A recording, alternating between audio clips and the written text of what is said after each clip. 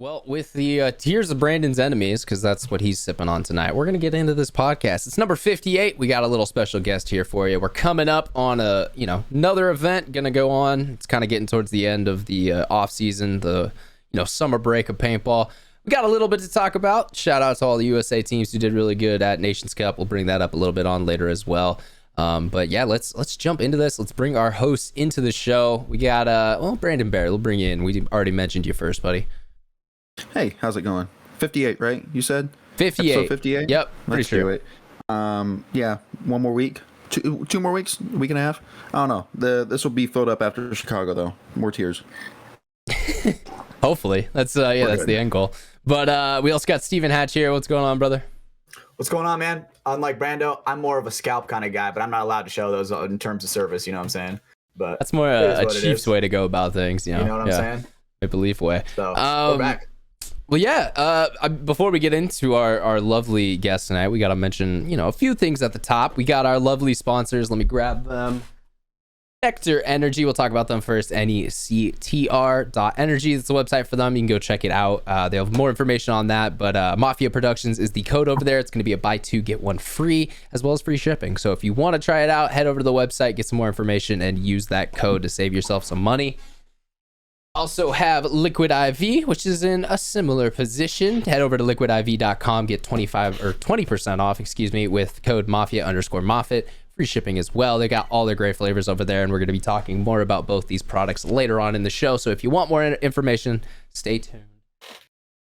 Last but definitely not least, we're giving it away. Later on tonight's show, someone's finally going to win the final copy that I have of the headband series, or the media series headband. So it's exciting. It's going to go to one of our Patreon viewers or one of our supporters. So we thank all you guys out there. So got to stay tuned for that, see if you win it or not. And that's all the housekeeping. I guess, we can also say this at the front. Hey, rate the show if you're listening. Takes 3 seconds. Just scroll down, hit a little 5-star. Boom, you're done. You could already be back listening to the show right now doing it. It's free. I'd appreciate it. All right, getting into it. We got a little special guest. Danny McClinton is with us tonight. He's been, I don't know the right way to say. He's been kind of a friend of Capital Edge. Like, he was playing at the field with the DMG camp for a while. Unfortunately, he did, took a step back, but he's still kind of created his own business, and now that's been out at the Seapool events and kind of still within the paintball scene. So he's a rather interesting guy. I know he's been in the sport for quite a long time, as he mentioned in our balls video. So shout out if you've seen that. You've already seen our man. But let's bring him in. Danny McClinton, how you doing tonight, man? What up? I'm doing good, man. Thank you for having me. You got the Huff sweatshirt on. Shout out to that, by the way. That's a throwback brand. Not many people probably even know. Super throwback. I got it at Ross. Hell yeah, bro. That's the best place to get your cleats. Love it, man. No, that's Buddy the Elf. I don't know if you guys ever see that movie, but the kid wished for a Huff skateboard. That's my reference to that brand, and that's from like the 90s. So very throwback. Damn. If you guys aren't aware. But jumping right into this, Danny, let's start out, some of your paintball background. Let's give the people what they want. So how long have you been playing the game? I started playing back in 2002. I stepped on the field for the first time. Yeah. Same year the Angel IR3 was released, so that's good to know. Yeah. I'm gonna be pulling all those random facts out. Yeah, dude. Great, dude. I think it was in second grade reading like A to Z mystery or something. Similar, yeah. I wasn't much older, but okay, it's cool. So 2002, you're jumping in. Did you have a birthday party? Is that what started it? No, actually, close. It was a group of friends that I was in class with in school. They actually went to a birthday party and they were talking about it in class, and it sounded like so much fun, so much fun. So I had convinced my mom to. There's a paintball store in my hometown. And I would go in there and just check it out. After hearing the story, I would go in there and just kind of check it out and start looking at prices, see how much it costs to get like a paintball gun. And I know I didn't want one from Walmart because I knew it was like super cheap. And they had a Spider Victor on the wall. It was like, I think it was like $70 for a Spider Victor. And they had this package where it was like, you get a Spider Victor, they would give you a bag of paint, and then they would give you a free entry to the local field. Wow. That's cool. Okay. And then, yeah, all I had to do Mega was buy deal. like a 2 tank. Yeah, it was a mega deal.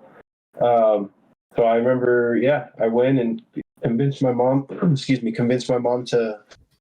buy me the gun after like begging her for probably like 2 months or something. And then I ended up going playing paintball by myself. Just went to the field. She drove me out there, dropped me off, and I just went and played. And I probably shot like 100 paintballs and had a hell of a time. I think I shot at people. Like I was like hiding half the time. It was scary. You try to black out most of the memory. Yeah. You just know that you were there, and then everything else was kind of a blur. The adrenaline was just flowing. Adrenaline was flowing. Memory wasn't right. Well, so that's the first one I've heard. Not a birthday party yourself, but hearing of a paintball birthday party. I think that's kind of a unique story in the sport. Nice. They just made it sound like so much fun. I was like, okay, I got to see what this is. And it went out and just stunning on all these people, or what? Not even. No. We talked about this. The black memory hole. Come on, he's not trying to remember it. Half the time, I think I shot 100 paintballs out of a 200 round hopper all day. I probably shot like a half a hopper. Didn't use a pod all day. Yeah, I just and I might have shot at some of my own, might have shot some of my own teammates. I don't even know. You're just like, it's a person. I'm scared. There was some blind firing going on. It was a whole lot of just. I was scared as hell. That's it was a skill. like such a rush. I still do that now. Yeah, I was like, I see pro players hitting up some weird angles of stuff over the top, but oh yeah, that's true. They're pro, so they're allowed to do that, right? Isn't that's right? The whole thing? Like holding guns way up here. No, I was holding guns up here, but my head was behind a bunker. Yeah, you were legitimately blind firing. You couldn't actually see anything. It was like bang bang bang, and then I'd peek up and then peek and pop back down. Dude, that is literally how I still play. Sometimes I'll still do that. Pop the top real quick. Well, oh, okay, man, so Danny. yeah, man. So you're getting in 2002. Did you jump into the tournament scene at all back in the day? I did. I didn't start playing tournaments until it was 2003. So it was about a year. By this time, let's see, 2004. So it was 2 years. I went out and played rec ball for like 2 years. Once I got into high school, I met my buddy Nick that I'm still friends with today. Just started talking to him, and then he told me that he asked me if I've ever played paintball, and he has a paintball gun. We happen to have the same exact gun, different colors. We both had Spider Victors, the duo. So guys, we're a factory team. Yeah, sponsored by Spider. Dude, Spider was pumping out a lot of money back then. Yeah, we talked about it on the Cody episode, but my first gun was a Spider Victor as well. Oh, really? Nice. Yeah. Very cool. Yeah, so I started playing with him. We started going out to the field. We try to go out once a month at least, and then we'd play to make up or to play as much as we could. We would try to mow lawns to just make money, just because it was expensive. And then we ended up getting jobs at the paintball field, and it was, now that I think back, I'm like, man, we were definitely getting ripped off. Like, we were so underpaid, but we were basically reffing all day, and all we got was free entry for the next day, which was like $20. $20 to go ref.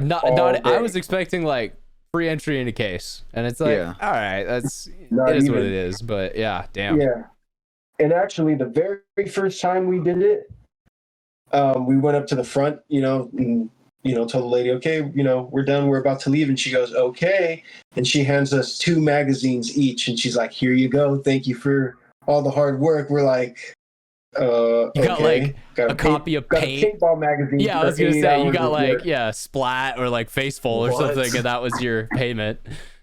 What was that feeling when you got that?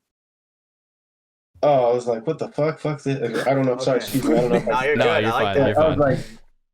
I was like, yeah, forget this, man. I was like, I don't know about this. And then the next time, I remember they called us up and said, they needed rest for the following weekend, and we were like, oh, we don't know if we can do it. And they're like, oh, we'll pay you, free. We'll give you free entry or excuse me, a gift card for free entry or whatever, gift certificate, whatever. So then we started coming back, and then slowly it went up. They'd give us like a gift certificate, and then they'd give us $20.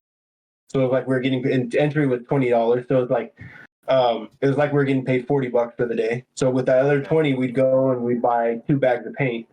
Or actually, we'd put our money together and get a case of white box for like $35. Fill up our CO2 tanks and then go play for the day. So we would go and rep on a Saturday and then play on a Sunday, and then we got to the point where we were able to play like every weekend.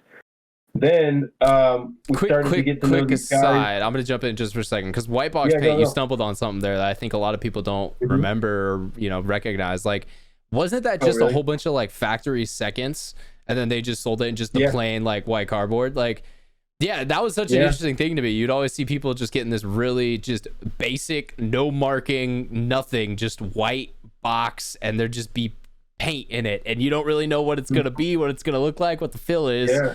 But it's cheap as hell. I remember seeing that a lot in like early 2000s videos.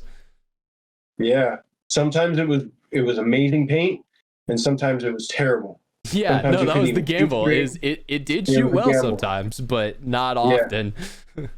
Yeah. Every once in a while you'd get a white box and it was like tournament grade paint, and you're just like, oh my gosh, this is amazing. And then it was like years until you'd see it again. I don't know, but so we'd go halves on white box, $35 a case, and then we got to know some of the local players at the field. They were like, we're still playing with Spider Victors, and my buddy actually, like, one of the first times he went out to play, he didn't do it when we went out, but it was just a funny side note. Like, he was such a noob. Before he had his Spider Victor, he had a blade. I don't know if you remember the Desert Eagle blades or Desert Eagle, or what was it? Something. Brass Eagle, yeah. Brass Eagle blade from Walmart. Was it the Talon you're thinking of? Because it was a like plastic gun. It took 12 grams in the back that you would like screw into it, and there was like a little plastic hopper on top, and you could pump it. We had one in my house. That's the only reason I know exactly what it is. Okay. The Talon, then. Yeah. The brass Eagle Talon. Brass Eagle Talon, and yeah. He showed up to the field with 12-ounce 7-Up bottles, and those were his pods. And he what the fuck? He used the 7-Up bottles as his pods, and then he, like, when he was on the field, he'd have his 7-Up bottles. Did he cut the neck, or was it just still the like tight bottle neck? You're getting one ball out. One paintball would fit. Like, so he did. It was like a feed deck, kind of. Yeah. No, he would. Yeah, it was just he'd pull it out of his pocket and he would just load it up. But he stopped this by that time. Like, he said, I remember some guy made fun of him or something, and he got so embarrassed that was like the last time he played until we went to play. He got the Spider Victor, and then we started to play together. I just thought that was funny. I had to throw that in there. But no, of course. Just like the struggle was real. You didn't. I mean, whatever it took to just get out there, 7-Up bottles. Damn. So we went at the local field. So I am going to cut you off a little bit, Danny, because unfortunately your internet is breaking up a little bit. So I'll kind of ask my next question, because so it seems you're playing tournament for a little bit. You're getting into that side of it. I do want to skip forward because that was where your kind of career started in it. When did you kind of get into that, like, I don't want to say more tournament competitive side, but the more like, hey, we're going to go play at some national events. We're going to go try this, we're going to go, do this crazy sport. Was it right away that you knew you wanted to do that? Or did it take a couple of years of kind of like, maybe we'll try regionals? Okay, that was a lot of fun. Do we want to go branch out into something else? It took a couple of years for sure.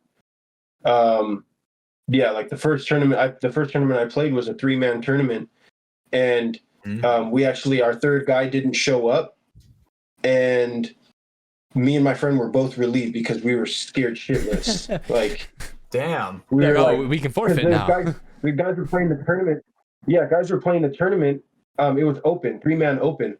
God. And we had Spider Victors, and we're seeing guys with like Intimidators and Angels and stuff, and we're like, oh crap, man! Like, Yeah. we're gonna You've get got work, you know? IntelliFeed Halos opened up, and you're just like, man, I can shoot maybe 3 balls in a second if I'm lucky. Like, Yeah.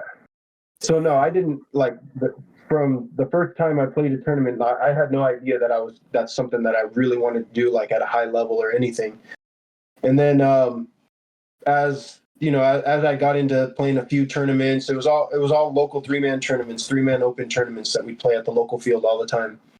And once we met there's these 3 other kids that were just winning all those tournaments. And we got to the point where we, you know, asked if we can go practice with them, and we'd start playing with them, and they would just beat us down, you know, 3-on-3s, and they would just beat us down. And got to the point where we actually started getting, we didn't have Spider Victors anymore. By this time we had like Ions. okay, moving up a little in the world. Yeah. Upgrade. Moving up a little so we can actually compete with the rate of fire. Look, bro, those are actually pretty good guns. Yeah, you take a stock Ion and throw like $300 of mod parts on it. Now you have a pretty fucking good gun. Yeah, like it's a solid marker. Absolutely. You need the $300 worth of mods. That's what I'm trying to say here, though. Like, that was a thing that you had to do. It wasn't just you got a stock Ion and it would be great. Yeah, we had totally stock Ions, so we were getting there. Once we started playing with them, we then started talking with them, and we're like, hey, why don't we put a team together and actually go and try and play Huntington Beach? By this time, it's 2005, and we wanted to play MPPL Huntington Beach. We started playing with them, and then they ended up getting picked apart by some local like D2 teams and stuff like that. One of my buddy Kyle's actually got picked up by the semi-pro team that I ended up jumping on like 2 years later. And so we ended up joining a different team. It was like a group of these old dudes, and the mentality was so different.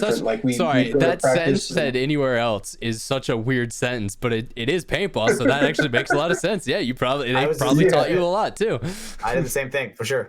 They did teach us a lot. They taught us a lot of like what to do on the field and what not to do on the field, which was like we were like going and practicing, trying to get better through the sport of paintball. And yeah, basically. And they were just like these guys. Yeah, did you put together what I said there? Yeah, it took him a second. I really. But like these guys would like we wanted to just get off the field, load up, and go back out there. And these guys are like, lighting up a cigarette, cracking open a couple beers. They're like, oh, we got 2 months until the tournament comes. Like, we're just cruising right now. I'm like, and I remember talking to my buddy after one of the practices. This was like 3rd, 4th practice in. I was like, we got to get off this team. Like, we're gonna. This isn't us, I don't bro. want to spend a bunch of money and then go play with these guys. It's not. No, this isn't us. So we ended up not even playing a tournament with these guys. We left, and the other guys that got picked apart ended up leaving their teams one way or another. And we finally got together and we put a team together and played Huntington Beach MPPL 2006. 06. Okay. So that was your first. That was the first national? That was the first national event. That's not a bad one to pick, man. No, and that was the most popular. It was like one of the most popular events just because it was on the beach, turf on the beach, on the sand. It was a massive event. You can watch it from like the pier. Unfortunately, I'm not getting any of these words, sadly. Sorry, it's just jumbling up a little bit with the internet. But yeah, it was just you cut out right as you were talking about turf down on the beach and some of the other parts of the event. Yeah, and at that point there was a lot of money in paintball. So paintball was big. Paintball was on TV at the time. Yep. So Peer Promotions secured a broadcast deal with FS1 and a couple other companies. It's funny that you're mentioning all these things because this is kind of this is foreshadowing for all stuff that's going to be mentioned in the WDP video because they're a part of all of this history as well. So yeah, that video I'm very excited to get out there. But yeah, no, it's cool that you're bringing all this stuff up because if you played back then, these were events that you were like, yo, we gotta go. Like, it looks so much fun. Like, they have all these outside sponsors. This is gonna be sick. And it sounds like you're kind of saying that, you know, from your perspective, it was. Yeah, definitely. Yeah, so we played that event, and we got our butts handed to us. We had no business, but we played D2. We jumped on and we played D2, and it was more of an ego thing, right? A lot of stuff that you kind of see today, guys want to move up really quick. Yeah, sure. D2 was more competitive back then as well, too. Oh yeah. Sure. Oh yeah. Like, it was very, very competitive. Because there also, I think there was only 3 divisions, because it was like rookie, D3, D2, D1, and then they had the pro, or it was like amateur, D3 novice, and then pro, or something like that, right? No, well, that was before. Yeah, that was years before. By the time I was playing in 2006, D3 was the lowest. Mm-hmm. So D3, D2, D1, and then pro. There was so D1 is essentially semi-pro now. Yeah, you are right there. It was called different in the past, but I feel like those terms are kind of interchangeable. But for sure. Yeah. But yeah, no. So yeah, there was less divisions. It forced more players into a tighter, you know, group, and so naturally it got a little more competitive. Yeah, definitely. We should have been playing Division 3 and maybe would have had a chance. But I think we went we had, you know, at that time MPPL, you have 8 prelim games over the course of 2 days. Mm-hmm. And then if you make it to Sunday, you have probably like another 8 games between quarters and semis and whatever. Yeah, but, and then a round robin final if you make it that far. Right. And the rules were changing. I now that I think about it, the rules were and the formats and the divisions were slightly changing over the years, like pretty quick. Like 2006, there was D1, and then the top D1 team went into. Oh no, there was still semi-pro. Excuse me, there was a semi-pro division still. So it was D1, then semi-pro, and then pro. Well, because what happened, so I can actually talk on this because I've been researching this era a lot recently. But so the 2005 season, the NPPL wanted to cap who could call themselves a pro team, because in 2005, any group of 8 dudes could show up to a 7-man event and play as a pro team. You'd get stomped, but you could do it. And so it was still open. So what they did is at the end of the 2005 season, they took the top, I think it was 20 placing pro teams from that season. And then those became the pro teams. And then they started this system of a semi-pro team would be able to earn their way into the pro, version. Right. So that was the first time we saw a version of that in paintball. Because in the past, it's always been, you can call yourself a pro, man, but good luck. Yeah. I feel like and the crazy thing is, in 2005 as well, and this you'd see this 2003, 4, and 5, and they stopped it in 2005. But the pro teams would have at least one of their games would be against divisional teams. Oh yeah, during the prelims. Mm-hmm. So you could be a D2 or D3 team, and you can come up against and play Dynasty or Arsenal or whatever. And it's not just crazy. It wasn't just a random thing. It would be 2 games out of their 8-game set would be against other division teams. And the reason the MPPL did that is to help kind of give this of you can show up as a D3 team. You may have to play the Ironmen, but that's going to be a cool experience for you. You can say that, hey, we killed 3 Ironmen. Let's fucking go. Right. Fuck Michael Baird. Damn.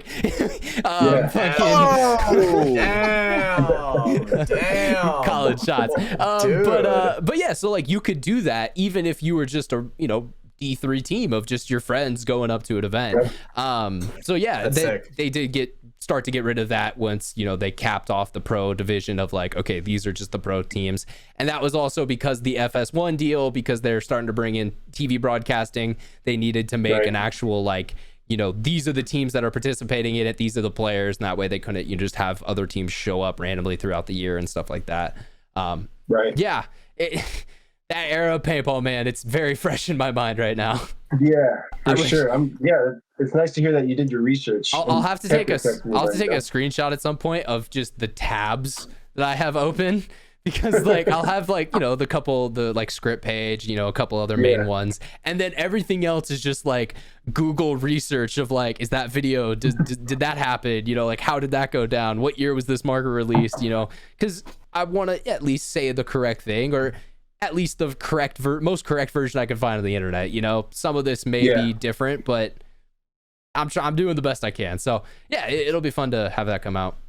Okay, For Danny, sure. do you have any footage of you playing from like back in the day? Like back in the day? The only footage that I know of is Huntington Beach 2007 when I was playing semi-pro. And there's a clip of us playing X Factor. Damn. That was X Factor's first. Yeah, that was X Factor's first year. No, so sorry. They were a pro team in the NXL or PSP, one of those two leagues, but they weren't a pro team in the MPPL just yet. Correct.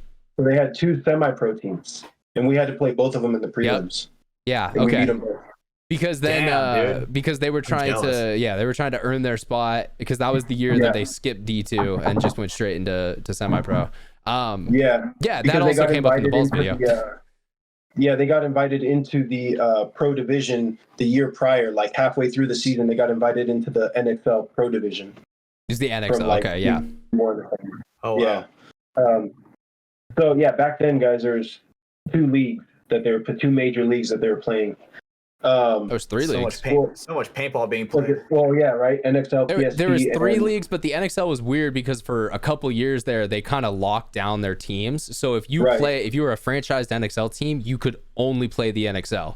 And so a lot of people make this argument that that's why Dynasty went on such a great run for those couple years in the NPPL, was because a lot of the really good competition was locked up in the NXL and they could not compete. So this group of pros, but on the lower side, these kids were able to gain all these skills and then start to beat everyone, and there was no real competition.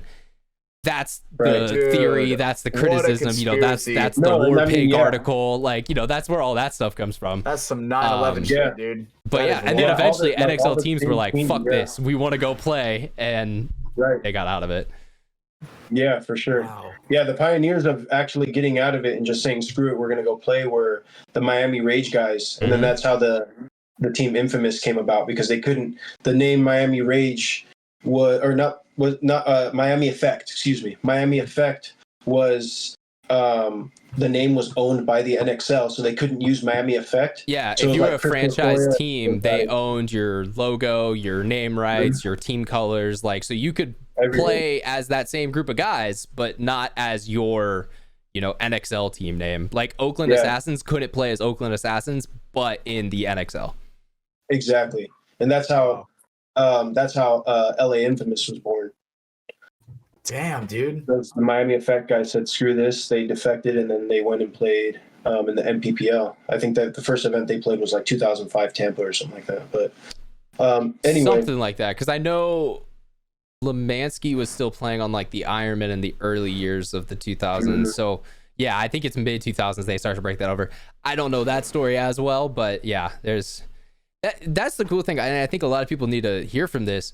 If you ever have questions about the history of paintball, type it into Google, because the cool thing about our sport is we were one of the first sports that really adopted this kind of internet culture of like having forums and having PB Nation, War Pig, all these different places where players would come together and talk about the sport. So it's really cool. You can find a lot of this information just openly available. I mean, you gotta do some Google digging, like it's not just first result, but it's kind of cool.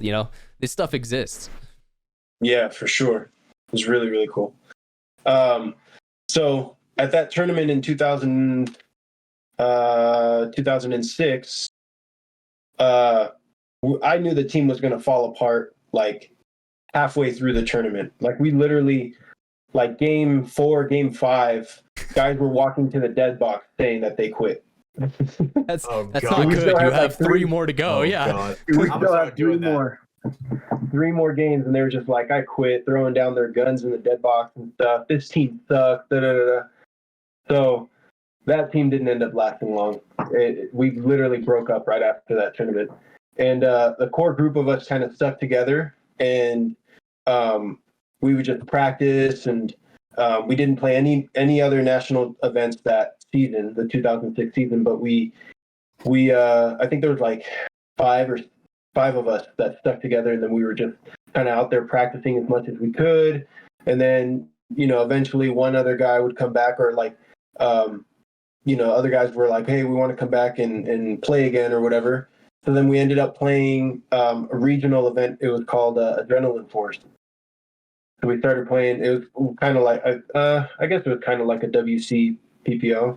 Yeah, like a bigger kind of regional event, though. Still. Yeah, mainly like out of Southern California, and bunch. They would do their rounds or whatever and have a bunch of events. And we went and played an Adrenaline Force, and we played in. Forget how the divisions went there, but basically we played in the highest division there, and we actually did really good. We took second at one of those events, and so we kept playing. Team kind of fell apart. Everyone's kind of in and out of paintball, and I just had this one buddy that I would just stick with. By this time, my buddy Nick that I was playing with the Spider Victor. Wasn't playing as much. He just couldn't afford it like that, to play like that. I couldn't afford it either. I was like literally like, sacrifices being made. Just try and find ways to make money, like going with my buddy to mow lawns and whatever I can do to like make a buck. Cause I didn't have a lot of money growing up at all. Like I would ask my mom might be able to give me she's like, I got $15 I can give you for this week.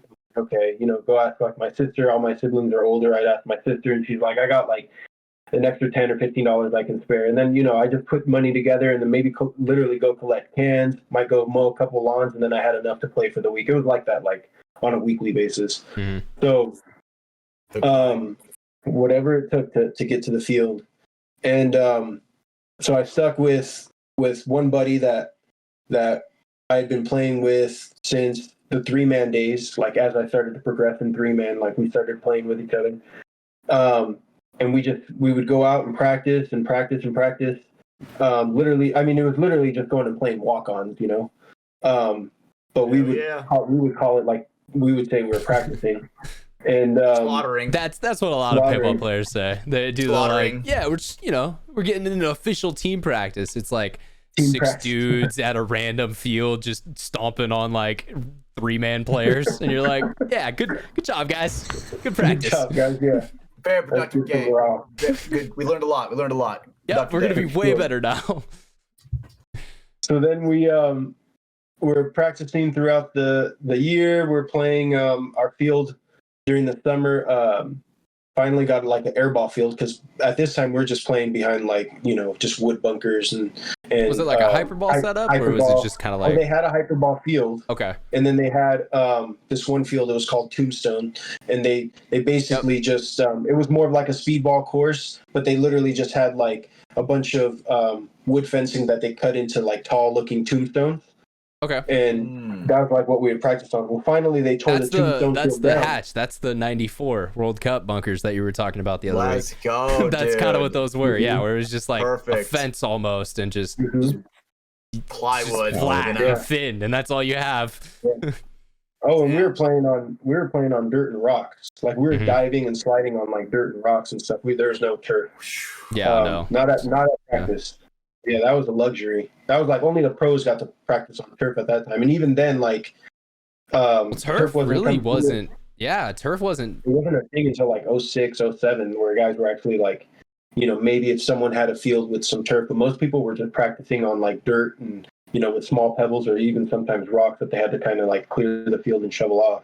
Yeah, I wouldn't say even turf became really popular until like 2015, 2016, because like.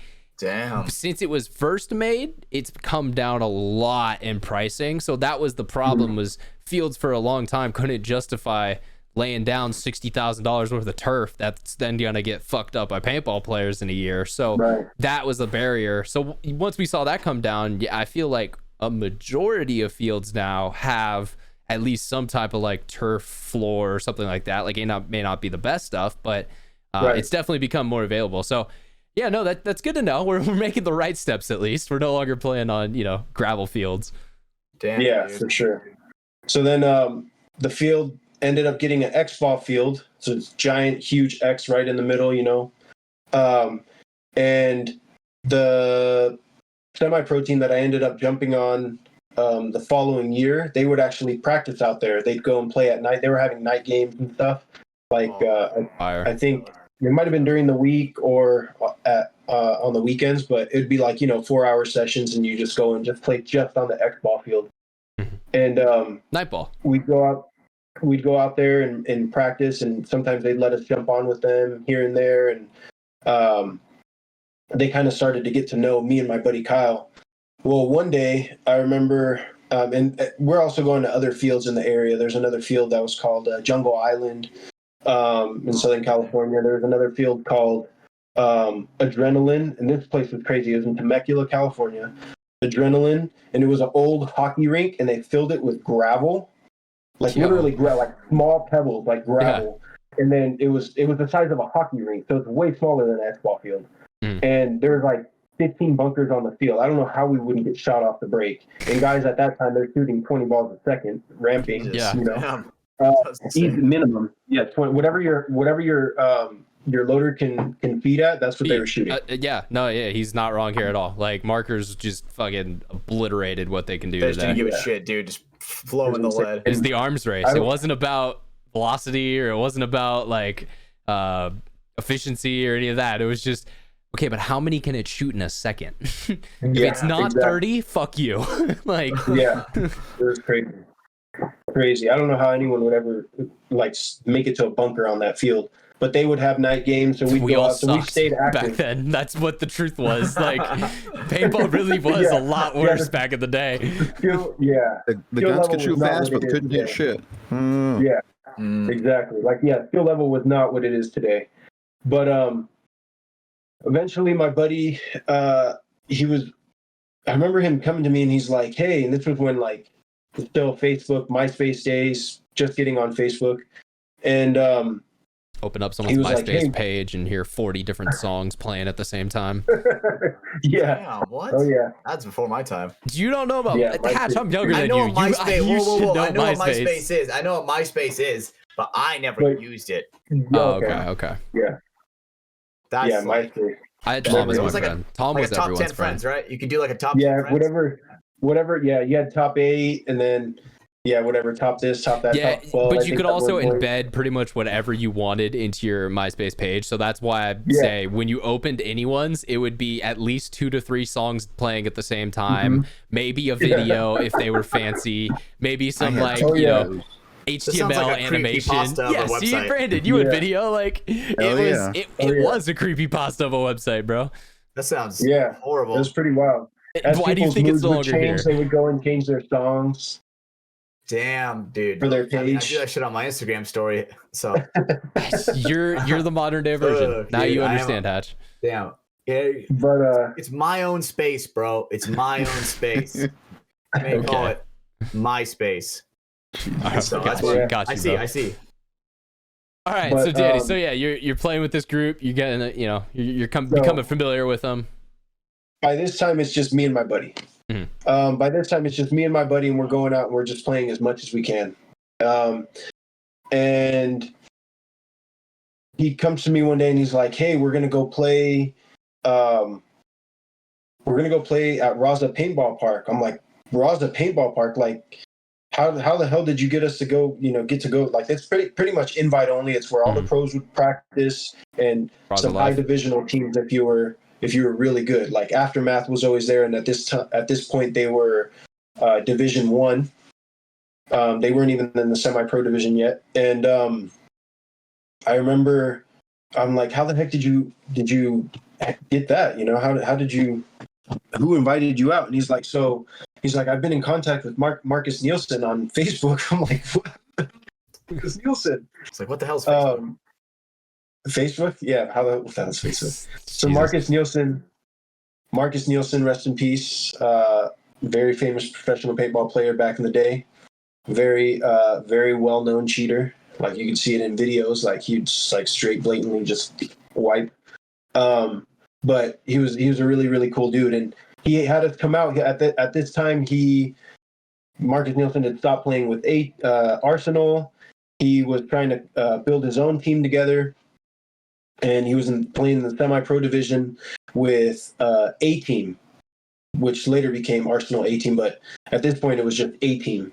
And it was just a group of random guys, not just divisional randoms. They were like all pros, but just from, different teams put together. And I guess a couple guys couldn't make it to practice. So he had us come out. and play with them. I'm like, yo, this is an opportunity of a lifetime.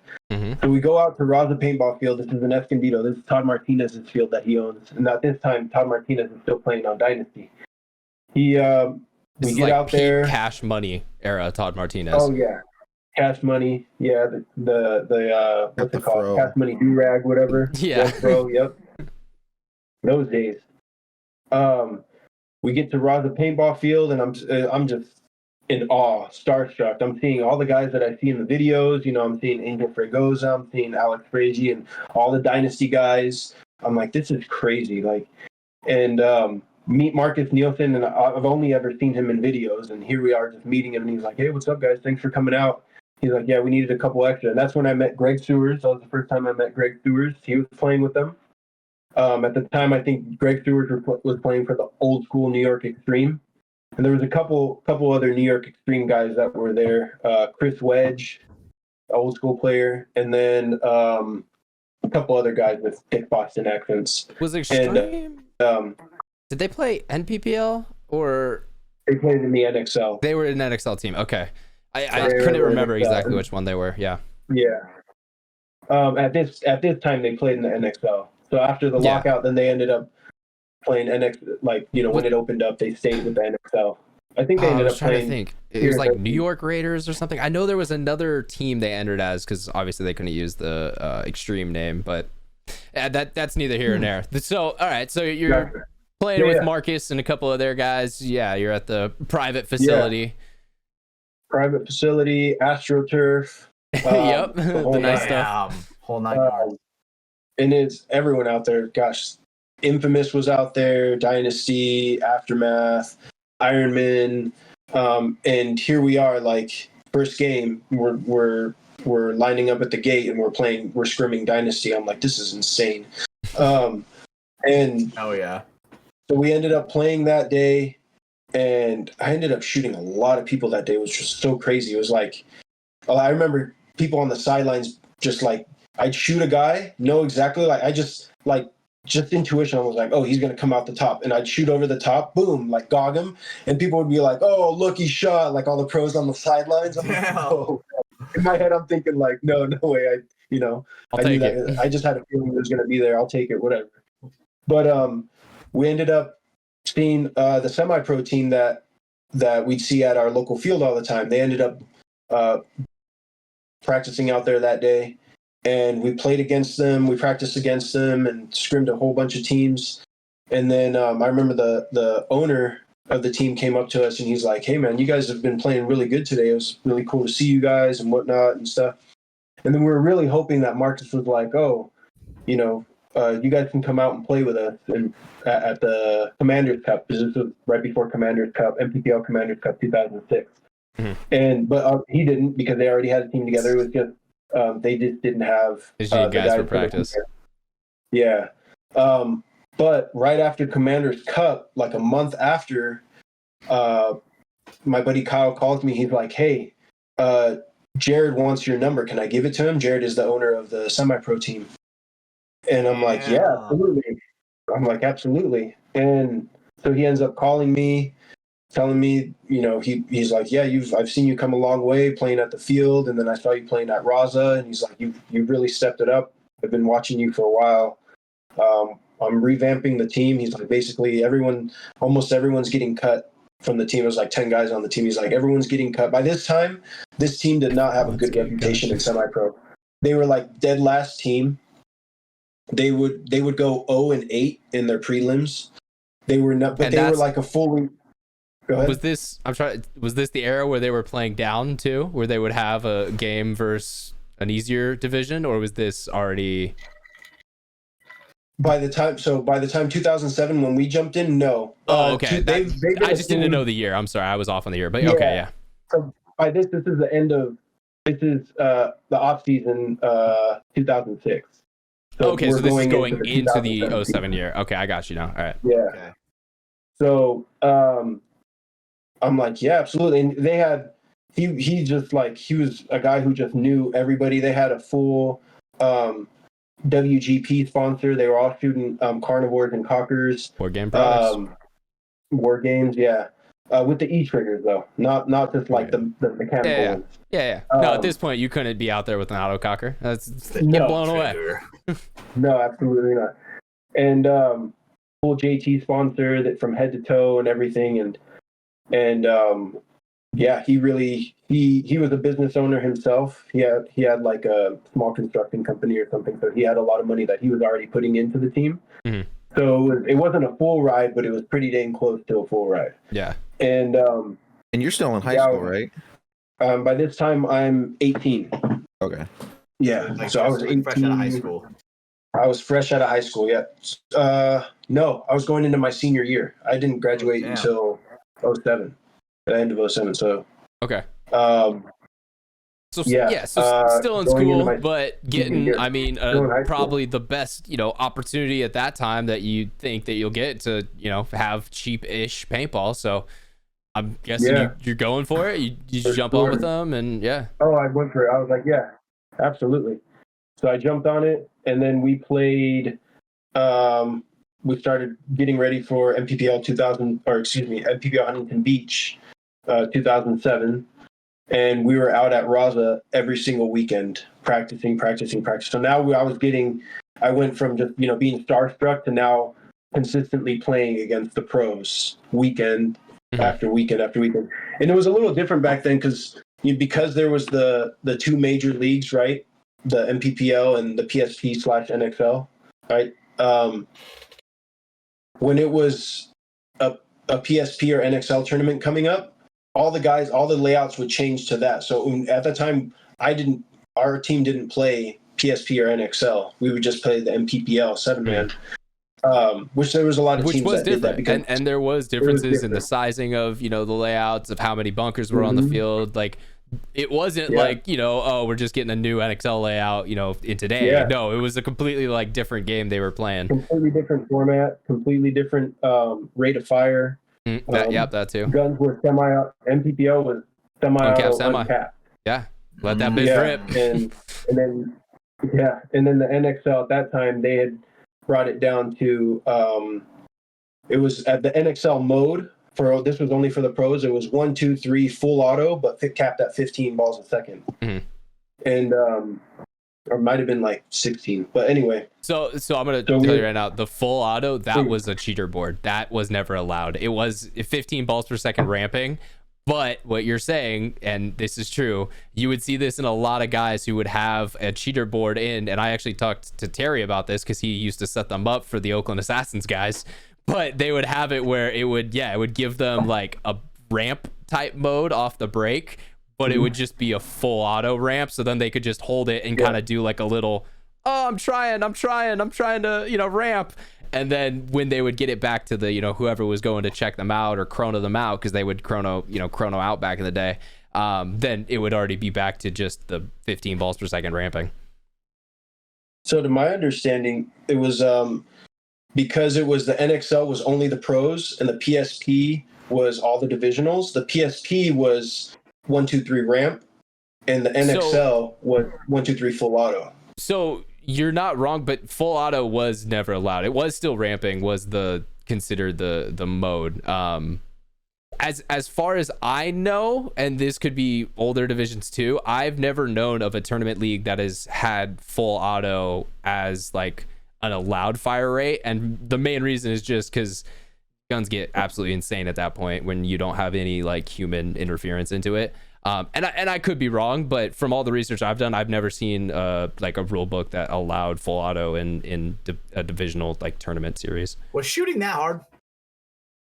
No, Was shooting that hard? So it's not that shooting was that hard. It's just that if we could figure out how to make my gun shoot 30 balls a second, then maybe I'll hit you, because aiming was that hard at that point. I don't know. It's just different skills were seen as, strengths. Having a really fast uncapped semi trigger finger was a strength. Hitting someone wasn't necessarily the strength, but you could shoot fast. Right. Okay. For sure. It was a different game. It was a completely different game to today. I'll have to go back and research that, Ryan, because and you could. I remember. You could be right about that too. I remember when you changed the gun mode, there was TST and NXL, and NXL from what I remember, because I would sit there and play and just listen to the solenoid sound when I actually had a gun that was NFL. It was 1, 2, 3 full auto, but I got to go back and check now because you're making me second guess. But I was pretty sure. Like you go and look at videos and you'll see like guys just go like this and then they're running to the corner, not even moving their fingers. 100%, and that's what crazy. I'm saying. I just I don't know if that was ever league allowed because cheater boards and all that shit were crazy during that time, and so ridiculous. Yeah. So yeah, I don't doubt that you've seen footage of it because I've seen footage of it too. So I'm not saying that part's wrong. I guess my thought is I don't know if that was like legally allowed. So yeah, that's a good thing to definitely like go back into and check out like an old NXL rule book. I'll have to check. You should ask some of the Dynasty guys because this was like the time I'm. Well, they never played NXL. 06.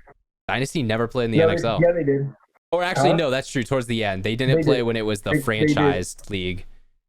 No, when the NXL opened up in 2006, they were playing. They were playing in the NXL.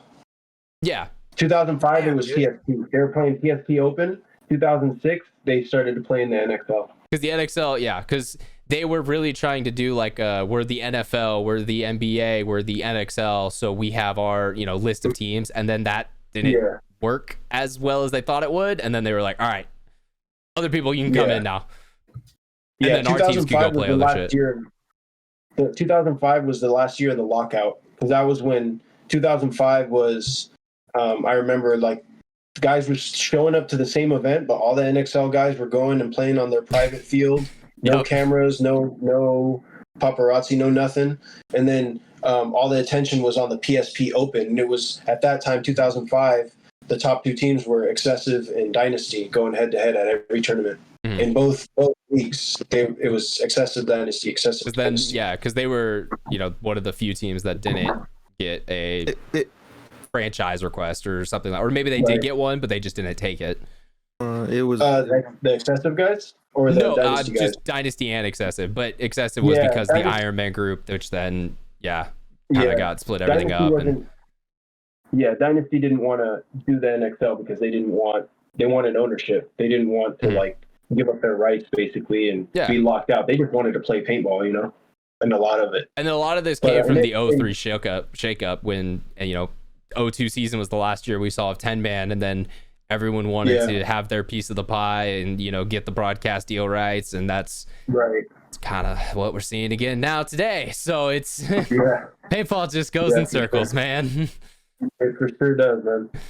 But so anyway, we practice at Raza, and so I'm starting to get to play against all these different teams and starting to kind of rub shoulders with I guess all the right people, and getting a lot of we would before that event, the 07 event, we were going and having a lot of scrims against Aftermath, and this was their first year going into the semi-pro division. They were the top team in D3. They skipped D2, and then the season before they were the top D1 team, and then they jumped into the semi-pro division, and it looked like they were going to be a top semi-pro team, which they ended up being.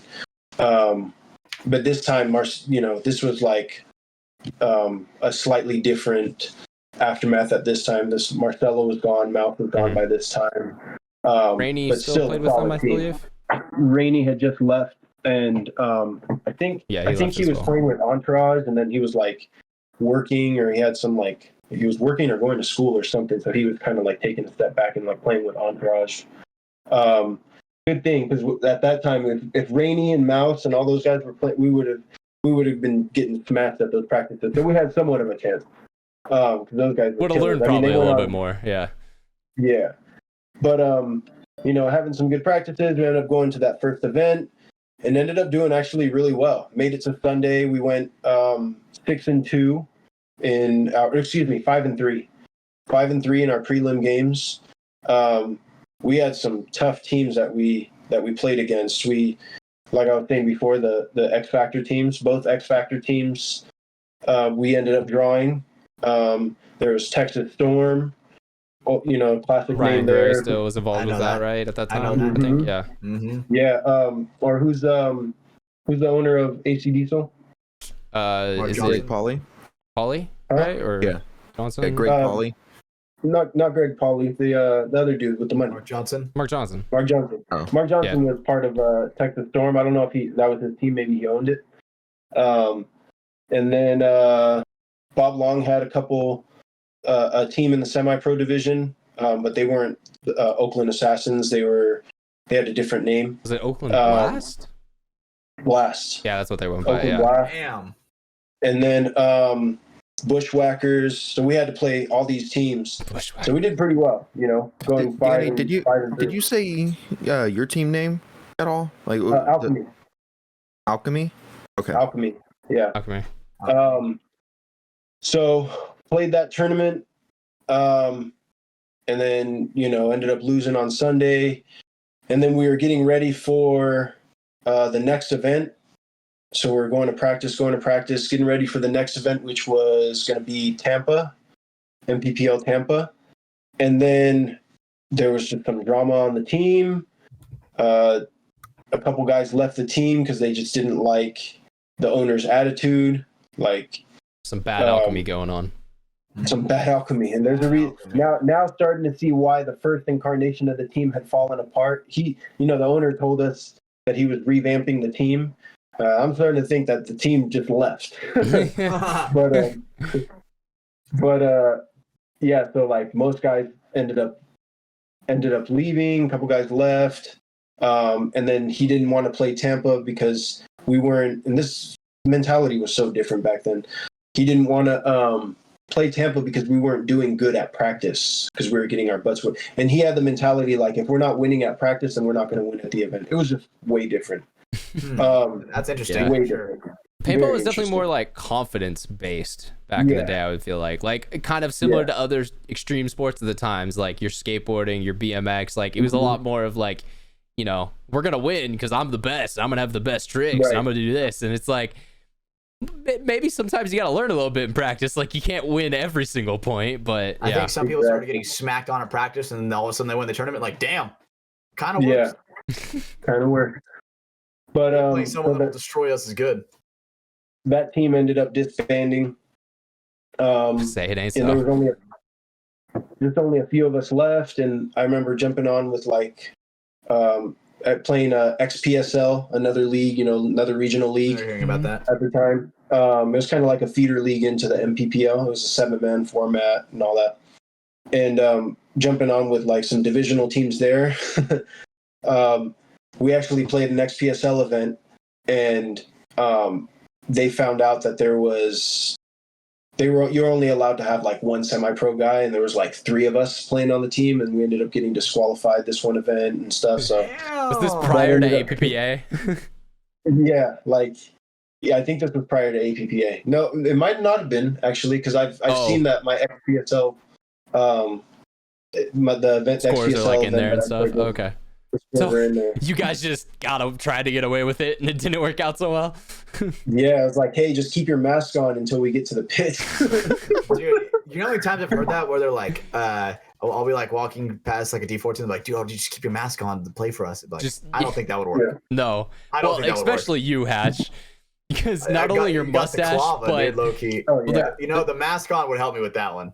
So you're thinking it's just your appearance. No, when the refs see a D4 kid run down and give 18 to a dude in the back of the neck, they're going to be like, what the fuck is that? They're not going to think it's a D4 kid. The thing is, it's really funny. Reffing the Sepples, like you can tell where there's like obviously like that talent that they brought in from like an upper divisional squad, right? Yeah, like there's their one D3 player. Like we spot him. And, like because there's just such a big difference. You can really tell now, honestly. Form is everything. It's the movement for me. That's the biggest way to tell. Movement. Like you can tell in maybe not from like D3 or D2 to like semi-pro that gets smaller, but D5 to D3 there is a huge difference in holding your marker, sliding, running out to the corner. Like it looks so much more fluid at even a couple levels higher than D5.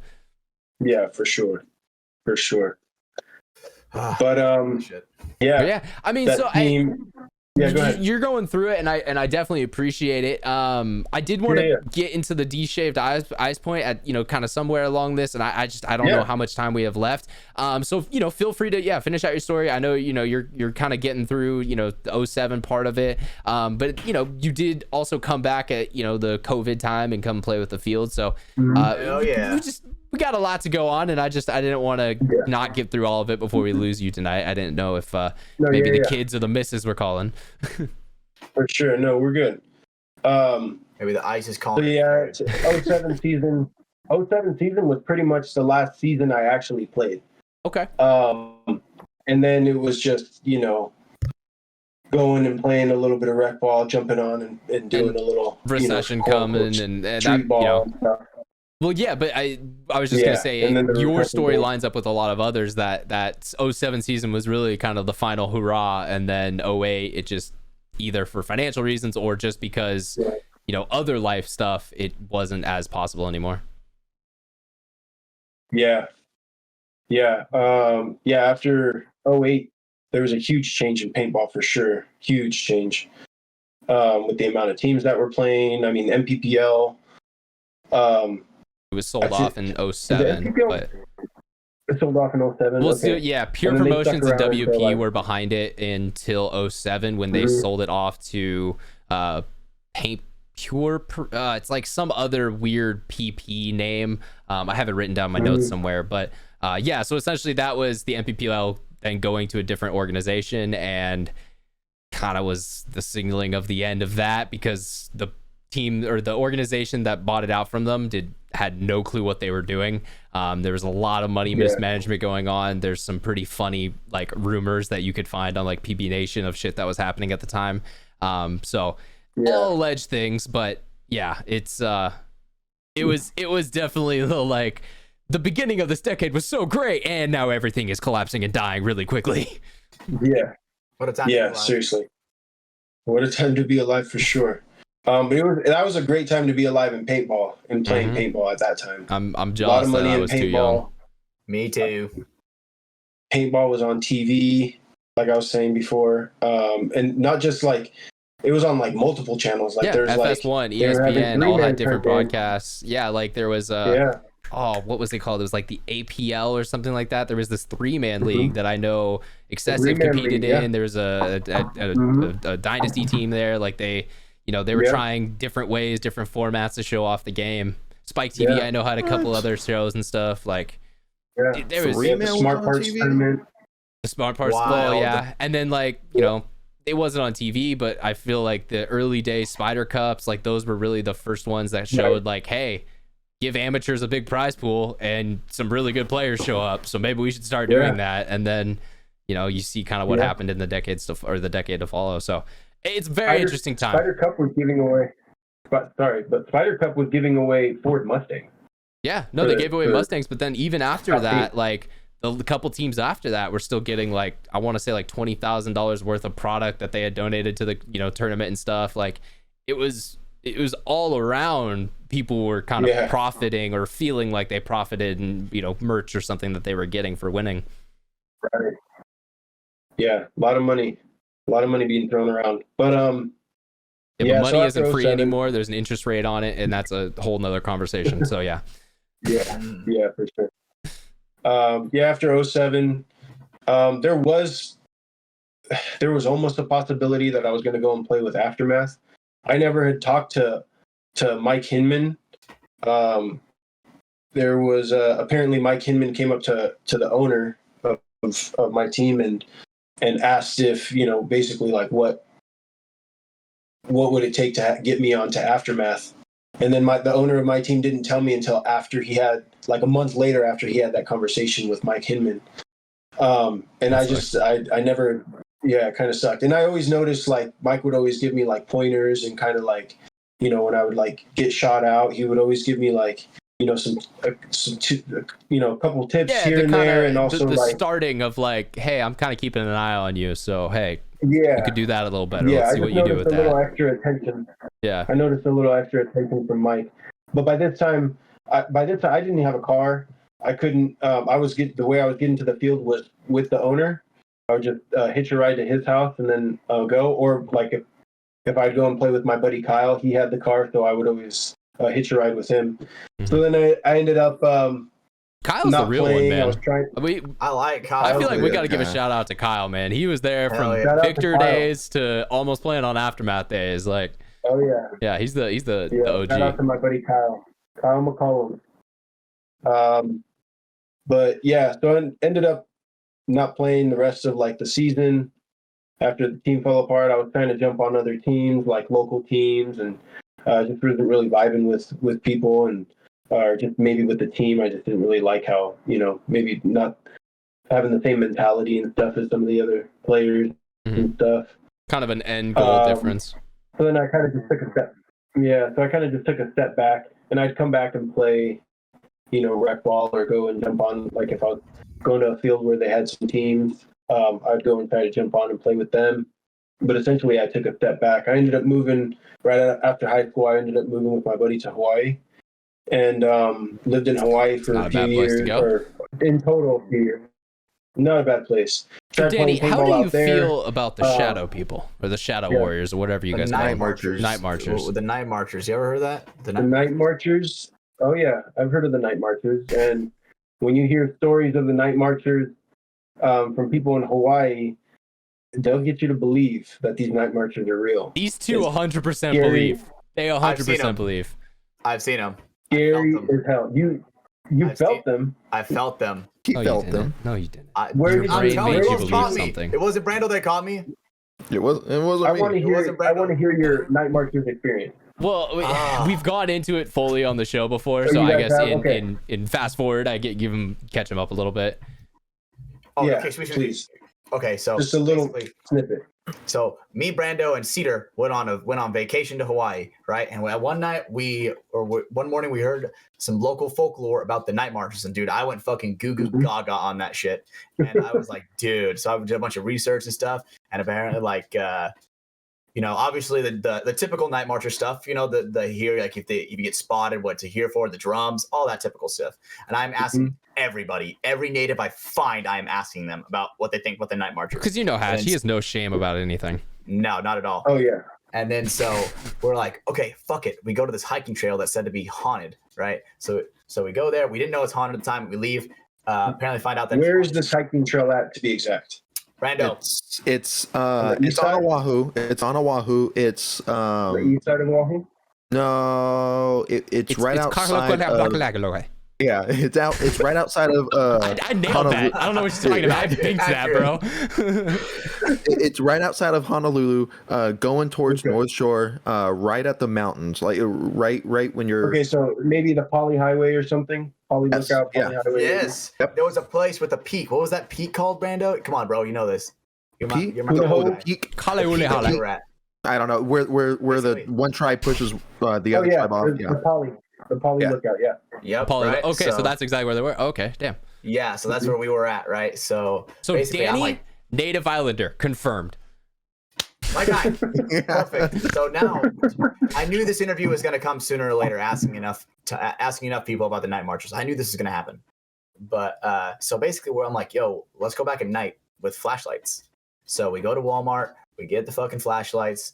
5,000 lumen, by the way. So pretty powerful stuff. So where's the footage of it then, Hatch?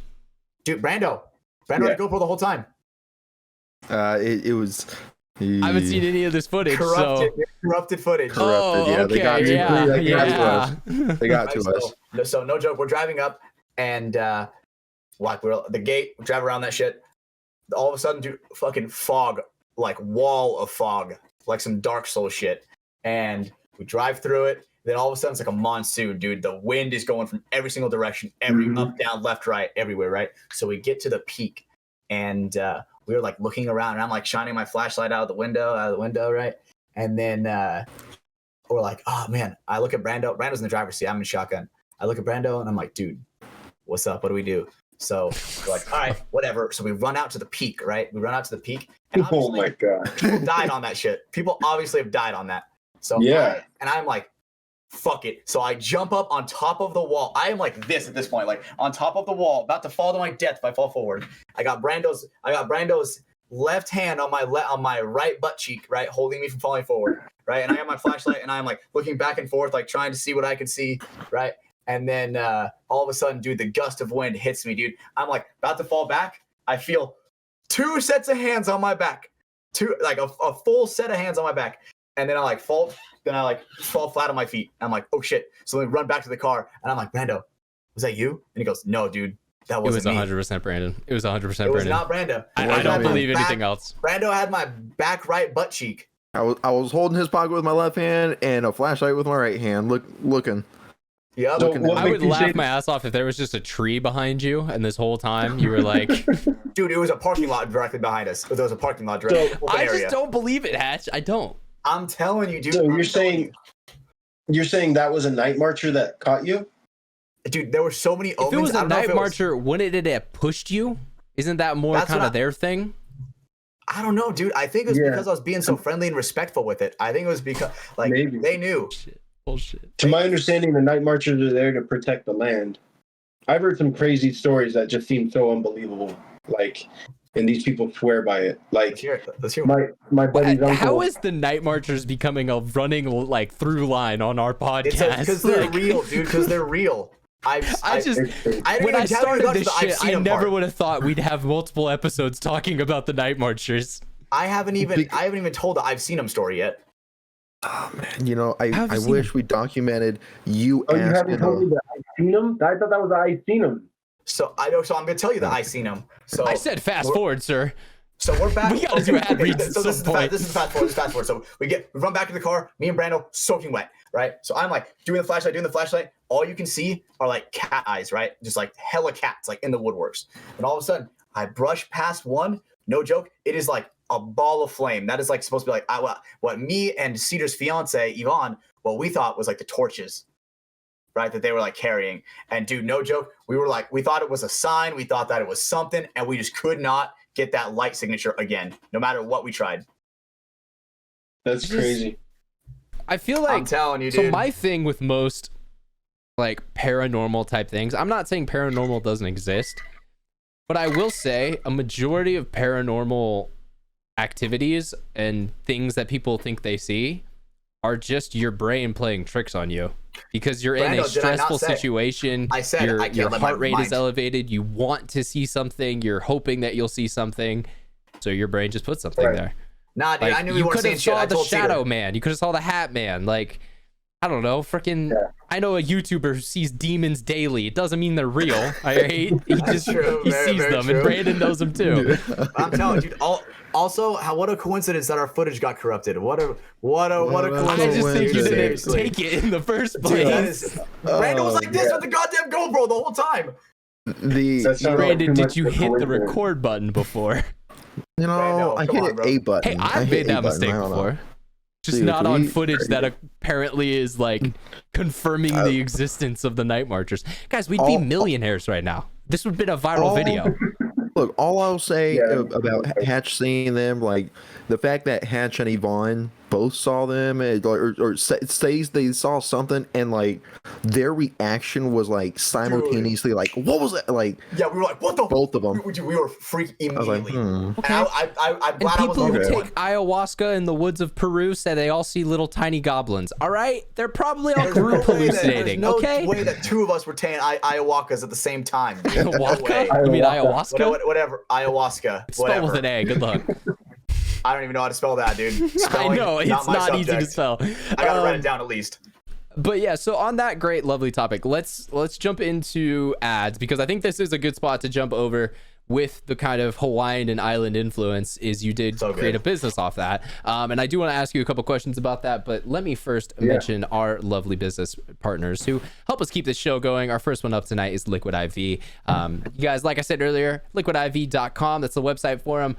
They got all their great flavors listed over there: lemon, lime, guava, watermelon, passion fruit, strawberry, pina colada, white peach, the lemon lime sugar free, as well as the what is that, the Concord grape, I think they call it, but the white grape flavor and the sugar free. They got a lot of different options. Like I said there, they have the regular sugar version, and then a sugar free version as well that uses allulose as the sweetener, which is good because it doesn't spike insulin levels as much as others can, so it can be a little better off if maybe you have diabetes or you're trying to have a keto diet or something like that. The great thing too about them is they all have the same great hydration benefits. So about 3 times the electrolytes that you'll find in most of your kind of store-bought ready to drink beverages. It is a powder form, so grab your own water bottle or grab something you want to throw it in, dump it on in, and boom, you got a Liquid IV ready to go. Head over to liquidiv.com, use promo code Mafia_Moffitt. You're going to get 20% off as well as free shipping. And yeah, makes us look good. So we always love when you guys go check out Liquid IV. They support the podcast, and we always appreciate when you guys support companies that support us. Let's move on to our next one up tonight. We got NECTR Energy, NECTR.energy. Great little pouch. And hey, I don't know, Hatch, did you see their story recently? Something did. news I saw coming. in the background. You thought you were slick. I know you know what flavor that is, so you're. I do know what flavor that is. It's not news confirmed, coming, boys. but there is a new flavor coming, and I think me and Hatch both know what it is. But it's going to be out soon, so you can check out the 2 original flavors. They got the fresh mint and iced mango for now, but new flavor alert is going to be on the way soon. The great part about this product, it's going to look kind of similar to your other, maybe tobacco, nicotine pouches, something like that. There is none of that in this product, so no tobacco, no nicotine. The only ingredients in it are caffeine and a neurotropic. So it gives you a little bit of that kind of energized buzz feeling from the caffeine, and then a little bit of a kind of brain focusing energy from, I think it's cognizine, acetylcholine. I flipped them around. And the love. Yeah, the love. That's Hatch's part of it too. So yeah, head over to NECTR.energy. NECTR.energy to use code MafiaProductions. That's going to get you a buy 2 get 1 free and free shipping. So you can head over there and do that. Real quick, as I said we would do, we got a headband to give away, guys. So we're going to jump over to that screen. We're going to give it away, and then we're going to be right back in with our main guest, Danny McClinton. So one sec, guys. All right, guys. So welcome in. We got a great headband to give away. People left this month, so there's less entries, which is great because that gives you a better opportunity to win it. And let's see who gets the media series headband, a very limited series one, very sought after. So very first things first, we got the random number generator set up, number 1 through 10. We're gonna see how many times we got to click this. Okay, it's giving us a low roll on this, so we only got 2. Let's just double confirm. We got 18 entries, so 1 out of 18 now. And we're just going to hit it twice. We're going to see which number comes up. So let's see, 1 and 2. So we got number 5. Let's go see who number 5 is. That's a pretty good winner, and I'm excited for him. Let's go. Mr. Matthew Davies, Matt the Gym Rat. He's been a fan of us for quite a long time. And I actually think that's pretty dope. So hey, Matt, you won a headband, brother. Congrats. You're lucky it's late. I know it's late for you. You're lucky. It is definitely late. We would be giving him a call, but it's it's midnight over there, so he's probably asleep because he's a big boy job and responsibilities. But I will reach out to you, Matt. We'll get some information about getting this out to you. May even give it to you at Chicago. But yeah, congratulations, man. To everyone else who signed up, I appreciate you guys on the Patreon. Your guys' support definitely helps keep this show on the air, as well as the other things that we do over at Mafia Productions. We do actually have a couple ideas that we're going to be kind of experimenting on in the next month or so to get more content up there on the Patreon side. So stay tuned for that. The bet's still going. If we do get to 50 at any point, I'll frost my tips, but it's looking unlikely now. So I got you guys. God damn it, dude. Yeah, that's it. Matthew Davies, your government name, Matt the Gym Rat. We appreciate you. We'll be right back in the show in a second here, guys. Starting the show back up. We're back with Danny McClinton in the second half of this little shindig that we got going on tonight. Let's get into kind of, I guess, the more modern side of things. There's a break of time. You said 07, kind of that 08 season a little bit. That was kind of your last little time of playing.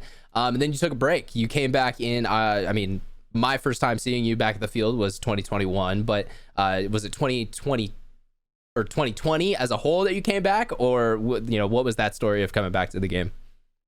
I came back for a brief period. Believe it was 2018. No, Hmm. was it?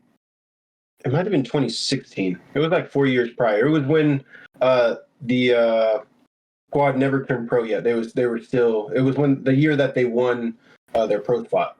Okay, so that was 2017. 17. Okay, so I came back and I was playing in 2017 for maybe like 6 months, just trying to get back into it and playing more and more.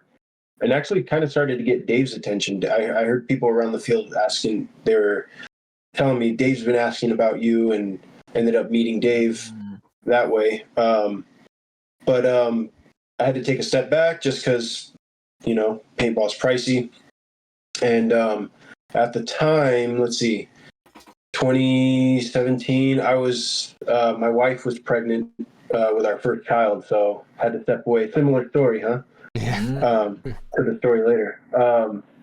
But yeah, I had to step away, and then I came back in 2020, at the end of 2020. And was that kind of a COVID type desperation, or was that just like a natural, you saw something that got you back into the game? Funny enough, I was the COVID thing like that. I just wanted to go out and do something. From being like stuck in the house all the time. I actually got into playing airsoft. Airsoft was something I always did. So my buddy that I we don't shit on airsoft fully on the show. No, I've heard the story. I love the story. Merits. I've heard the story. I love the story. I was saying, Hatch, it was just funny the way you're like, airsoft. Oh, this fucker. Like, God damn it. Fuck him. That was more of like a ooh ah kind of thing, Okay, I got you. But yeah, so you jump back in with airsoft, shooting BBs. Shooting BBs, and it's a lot of fun when you're playing with your friends or in backyards and stuff. Oh, of course. Something different when you go ahead. No, I was just gonna say that's how I grew up. Like I was a kid, like in middle school, like we would always just have our clear plastic airsoft rifles and run around the neighborhood and shoot at each other and just have fun, Yeah, and that's what I did when I was younger with my buddy. So when we weren't playing at the paintball field, we were just setting up a little course in his garage, playing in his backyard, and just playing with the Walmart airsoft guns. But we'd play as if we were playing paintball. So snap shooting and stuff. So I got into airsoft, and I was playing at a little indoor arena over here, Combat Zone or something like that. And I got all into it. I got like a high-end airsoft gun. I ended up converting it into HPA, put an HPA system in it, and I was really getting into it. And I was like, "This is a lot of fun, and it's way cheaper than paintball." It is. It's not the same thing at all. Not the same thing. Not when you're going and playing at arenas. Like when you're going and playing at indoor arenas and stuff. The amount of cheating is just. I mean, it happens all the time and all day. So I'm going to tell you this. You're saying the cheating on a regional level is bad. Ronnie Dizon and Chat Yaya just went to play at the most premier airsoft national event in the world. One of their first complaints was cheating. And it's that's a ref, criticized, meant to be high scale, high class event. And it's almost worse than paintball. And we have it bad here, but if that's two pros who are cheating's pretty bad, guys. It's getting a little questionable then.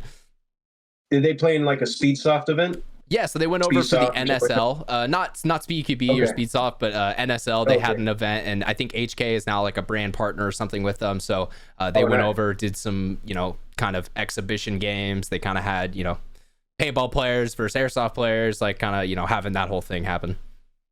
Gotcha. Yeah, so a lot of cheating. And I was like, and that's what made me miss paintball. I was like, man, this, if there's cheating in paintball, at least I can see it hit, and I can go see, where they tried to wipe it. Yeah, and mentally you can know I fucking hit you. No matter what you say, I at least know. Where you see it arch perfectly, right on their dome. Exactly. So that's what led me to come back. I was like, get him out! He's fucking out! Having the panic attack. I feel like all that's in airsoft. They just they're go check him. It's well, what the fuck are you gonna go check? What am I checking? Yeah. You gotta go check the phone. Hey man, did you get hit? Did you feel that you got hit? No. Okay, he's clean. He's clean. In airsoft, the saying is, "Hey, call your hits." Yeah, call your hits, man. Call your hits, bro. Call your hit, bro. Fucking call your hit. That's the shit. exactly. Yeah, it doesn't hit as good as fucking on his foot, ref, on his foot. I don't know. I just get him out on his face. I love the panic attacks that you hear people have when they know they hit someone and they want them out. It's amazing. Oh yeah, when they take him out, when it takes him out of the game. Marker goes down, just going crazy. That happens at practice a lot for sure. Oh yeah. But yeah, that's what led me to come back to paintball. I was like, man, screw this. This is like, I just got too into airsoft to the point where I'm just really competitive. So even though I was like, oh, I'm just gonna go play for fun, and I'd see like I just light people up, and I'm like, yeah, I definitely hit you, buddy. Well, after a couple hours of that playing, throughout the day, I'm just like, hey, get the fuck out! I just shot you. Yeah. So now you're mag dumping kids, and you're the bad guy, and it's like, motherfucker. I was just getting too frustrated. I'm like, you know what? I need to go back and play some paintball. So then that's when I got back into playing paintball, and I saw that it was like right around the time. Let's see, it was right after World Cup. 20 or no, there was no World Cup, was there? Oh yeah, there was. That was the in only 2020. That was the second event. Mm-hmm. It was they had World Vegas Cup, at the beginning of the year, and then everything shut World down, Cup. and then they held World Cup. Yeah, Gotcha. and Dynasty started their comeback. Yeah. So then I ended up coming back to the field, and I knew there was tryouts at the beginning of the year. So I just would come as much as I can and try and practice. I was trying to come at least like 3 times a month. And for a while, I was like, I'd go out to the 2 tournament fields, and I couldn't jump on with teams. So I would literally just go out to the hyperball field and just go run drills by myself.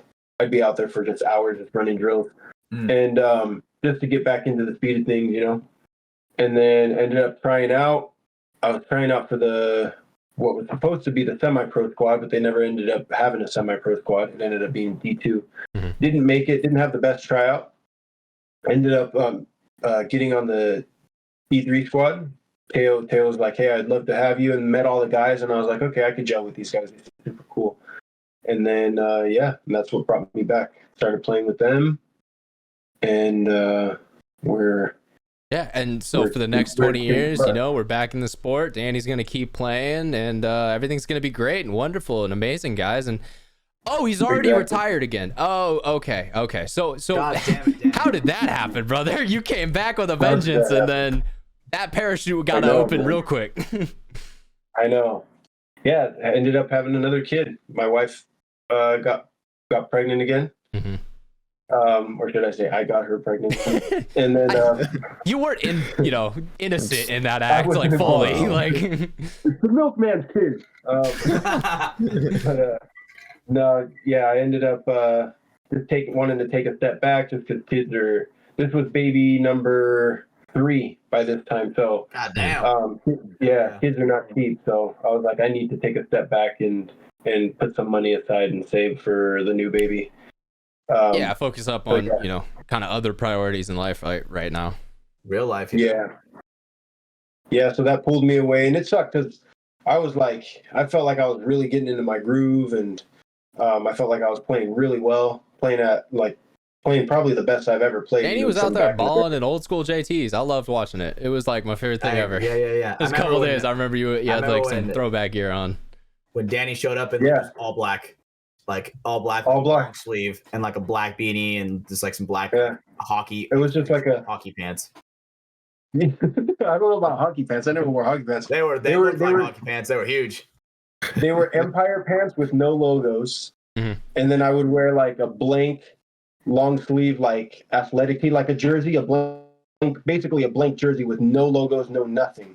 So it was like I just looked like the ninja.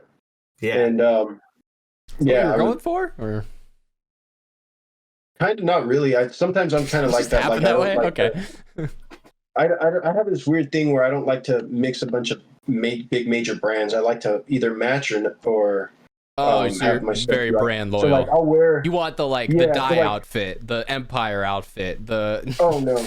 I won't mix it up. Like I won't wear an Empire jersey with dye pants and a JT mask. That's what I'm saying. That's what I'm saying. So you're gonna wear the I4s, the dye jersey, and the pants one day. Next day you're gonna have on a Flex 8, an old JT jersey. Like you like to keep it very brand loyal and specific. relatable. Yeah, pretty much. All right. I just feel like it just flows better, but I don't know. It's a mental thing. You're a marketing like company's dream. Like look at this player. He only wears our gear. Yeah, Me with I'd be Squall very Headwear. loyal for sure. But yeah, ended up having to step away, and I came back a couple times just to play here and there, and then slowly got into starting my business. Yeah, and I for people out there who don't, maybe they didn't even know that you played. Maybe they've just seen the stand at Seeples, and that's kind of what they know you from. Explain this a little bit. D's Shaved Ice, that's the name of the company. What is it? I guess, and if no one's ever seen it before, what's going on? Top down. Yeah, D's Shaved Ice. It's Hawaiian style shave ice. So Hawaiian style shave ice is ice that's shaved. It's a lot better. It's similar to like a Louisiana style shave ice, where the ice is shaved super super fine, like literally like snow. It's very like it melts in your mouth. It's almost fluffy, like there's almost fluffy, like an aeration to it a little bit. Yeah. It's not chunky like a typical snow cone, like where you have to chew on it or anything. And a lot of times we use tropical syrups, so like mango, pineapple, and all that stuff. But then we'll have your blue raspberry, green apple as well. Yeah. Hawaiian style, you put ice cream on the bottom. So we use a bowl, ice cream on the bottom, ice on top, hit it with the syrups, and then what you see a lot of in Hawaii is like people will put fresh fruit on top. What we do something a little different. We do fresh fruit purees, so we turn it into purees, and then hit it with some condensed milk on top. That's a very typical topping Yep. Out in Hawaii. And then the other thing that we like to put on is mochi. We do a homemade mochi. The mochi's fire, by the way. I saw you're starting to do orders for that. I put me in for one for Steeple for 100% because I need to get some of that stuff. Hell yeah, it's very good. Thank you very much. Yeah, that one we make ourselves. I actually, with the mochi, I bought there had to be like 6 or 7 different brands of mochi. I just went on Amazon and was going to the stores and wherever I can find mochi, and was just trying to find like the best. I wanted something that tasted really good, and all the stuff kind of just tasted like, you could taste like the corn syrup. It kind of tasted like generic and cheap. And I was like, I can't do this. I have to try to, find a recipe and make my own. Found a recipe, tweaked it a little bit, and got it to a point where we liked it and started serving it with our shaved ice. One of the things that I think, and it works really well with the shaved ice especially, is because mochi as like a gummy doesn't get like super brittle as like other gummies might when they get cold. Right. So like, you're having the shaved ice and it's still this kind of nice, like chewable, soft, like texture. That's my favorite part of D shaved ice. I love me some mochi. Dude, I love me some D shaved ice. Let me just say. Yeah, shout out one of our old and dead co-hosts. Fucking shout out Austin, but I'm pretty sure he keeps you guys in business during the Seeples because every time I see the man, he's got a D shaved ice in hand. Oh yeah, he'll buy 2 or 3 in a day. And they're good, don't get me wrong, but you guys also, you don't cheat thus. So like 1 is enough for me. Like you guys, you get what you pay for, and I appreciate that definitely. Yeah, absolutely. So good. You guys have great prices. Like for your like little simpler. Like I'm a simple guy, right? So I like the simple stuff. Dude, that was like the perfect price, honestly, if I'm being honest, towards like perfect summer price, especially for when you lounge around the paintball park, dude, watch some paintball, dude. In the heat, so good. Oh yeah, you can't beat it. Yeah. This summer definitely probably helped out with sales a little bit just because of how blistering hot it was. I dedicate some of my time to make sure I go get some D shave ice. I make sure. And I think that's a good thing to say because, we're talking about at the Seeples. That's a great place where people can come stop by and get some. But you also, you guys head out to a lot of other events, different pop-ups, different kind of, vendor type, events and stuff like that.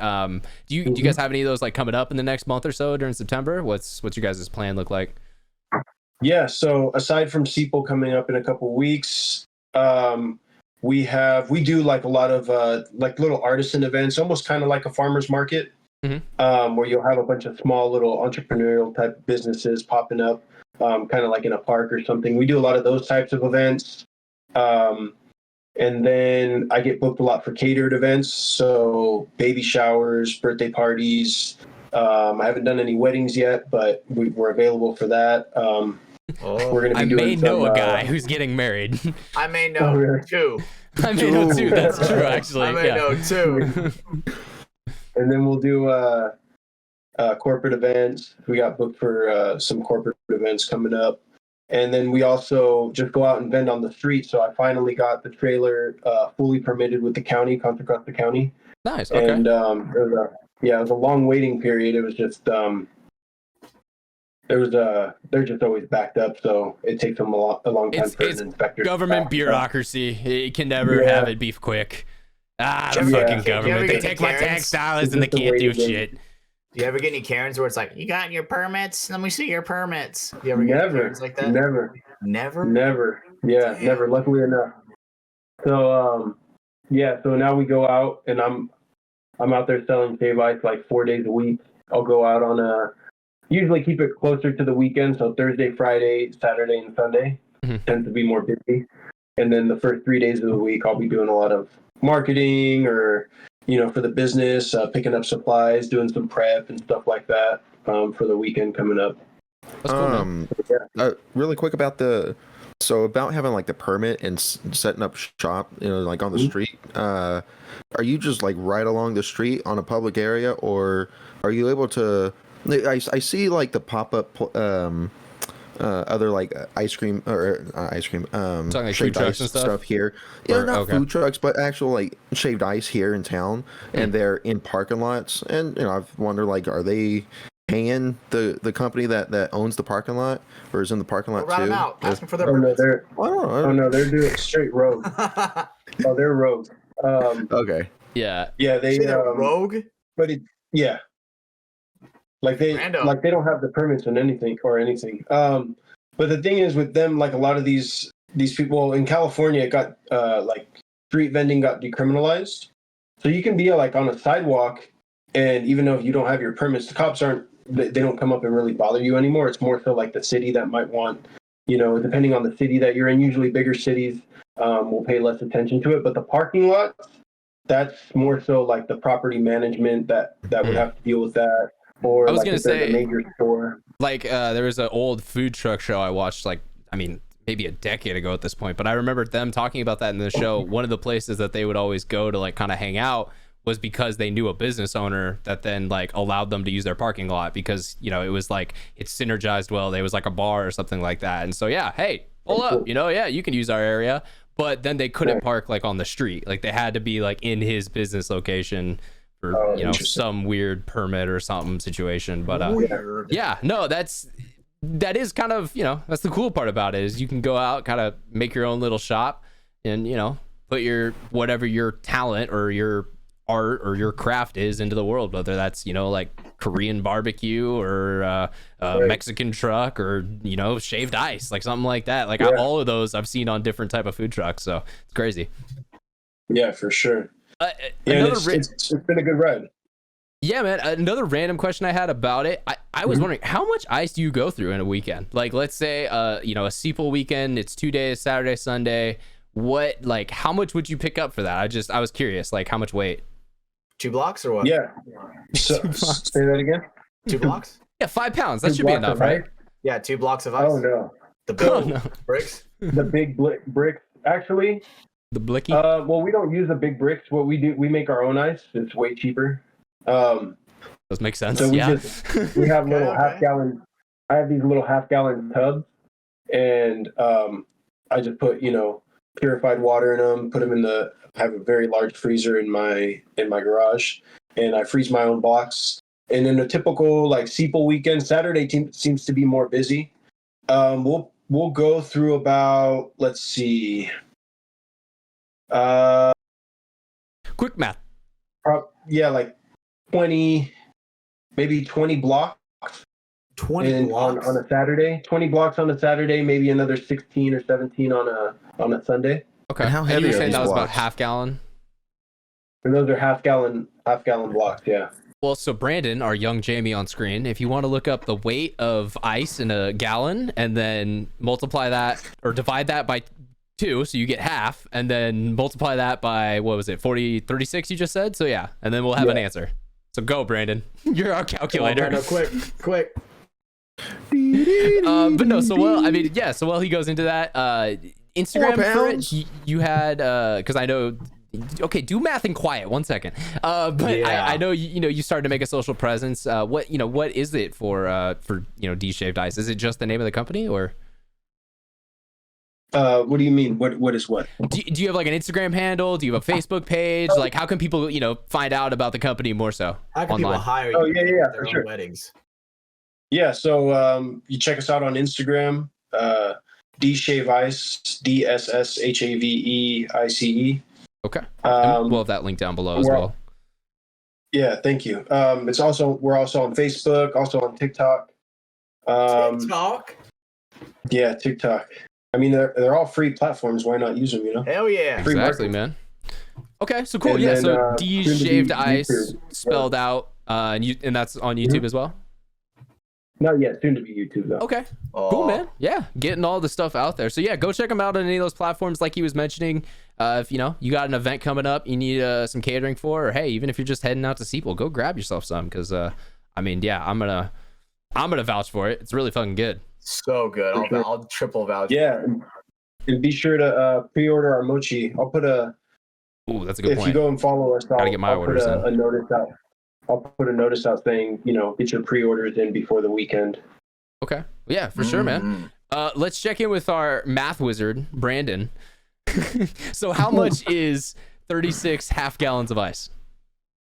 30. Oh man, I just did one. About 3.8 pounds. So you said 3.8. So Yeah, just each, and so 136. About 136 pounds of ice. 136.8. Damn, right. dude. So you go We know through who like lifts the blocks of ice. a decent sized human being in a week of ice, or a weekend of ice. He's the David Goggins of ice. I'm telling you, dude. When ice blocks needs to be carried, we know who carries the ice blocks. We know who carries. I mean, I go through as far as the I ice can't tell cream. if that's racist or not, Hatch. You do. Well, who's gonna kill Just like, the wow, ice, we have bro? a black guest and you call him David Goggins. I don't know if that's wow, come on. Come on, damn. Hatch. I know we don't have a lot of them, but they're people It's too. funny.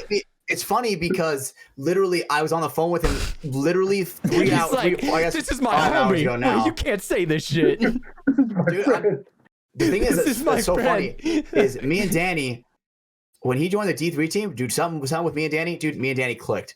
I was like, dude, this guy's gonna be this guy's a good paintball player, and he's a good person in general, because he taught me a lot of life lessons. Like, dude, there'll be times where I randomly call him during the week and I'll be like, dude, I need advice on this. Like, what do I do? Right. Obviously me, Danny, you and I had a pretty good conversation today about, right. Cause obviously I'm a pretty skinny guy, right? How can I gain some more weight? How can I put on some more pounds and, put on some more muscle? And I was bouncing some ideas off of him, and he was, he ain't going to sugarcoat nothing. The only time in my life I'm going to tell someone you need to eat more, Hatch. I do. I try. That's very rare that you'll give someone the advice of like, no, you put more food in your non-fat face, you skinny fuck. I need a reverse diet, dude. I need a reverse diet. Yeah. I need an Italian restaurant in my house. So I can get some carbo load. You need God's frisbees? Isn't that what you called them? The ravioli? Dude, I'm about to go there. I might go there tomorrow. Not even gonna lie, now that we said that.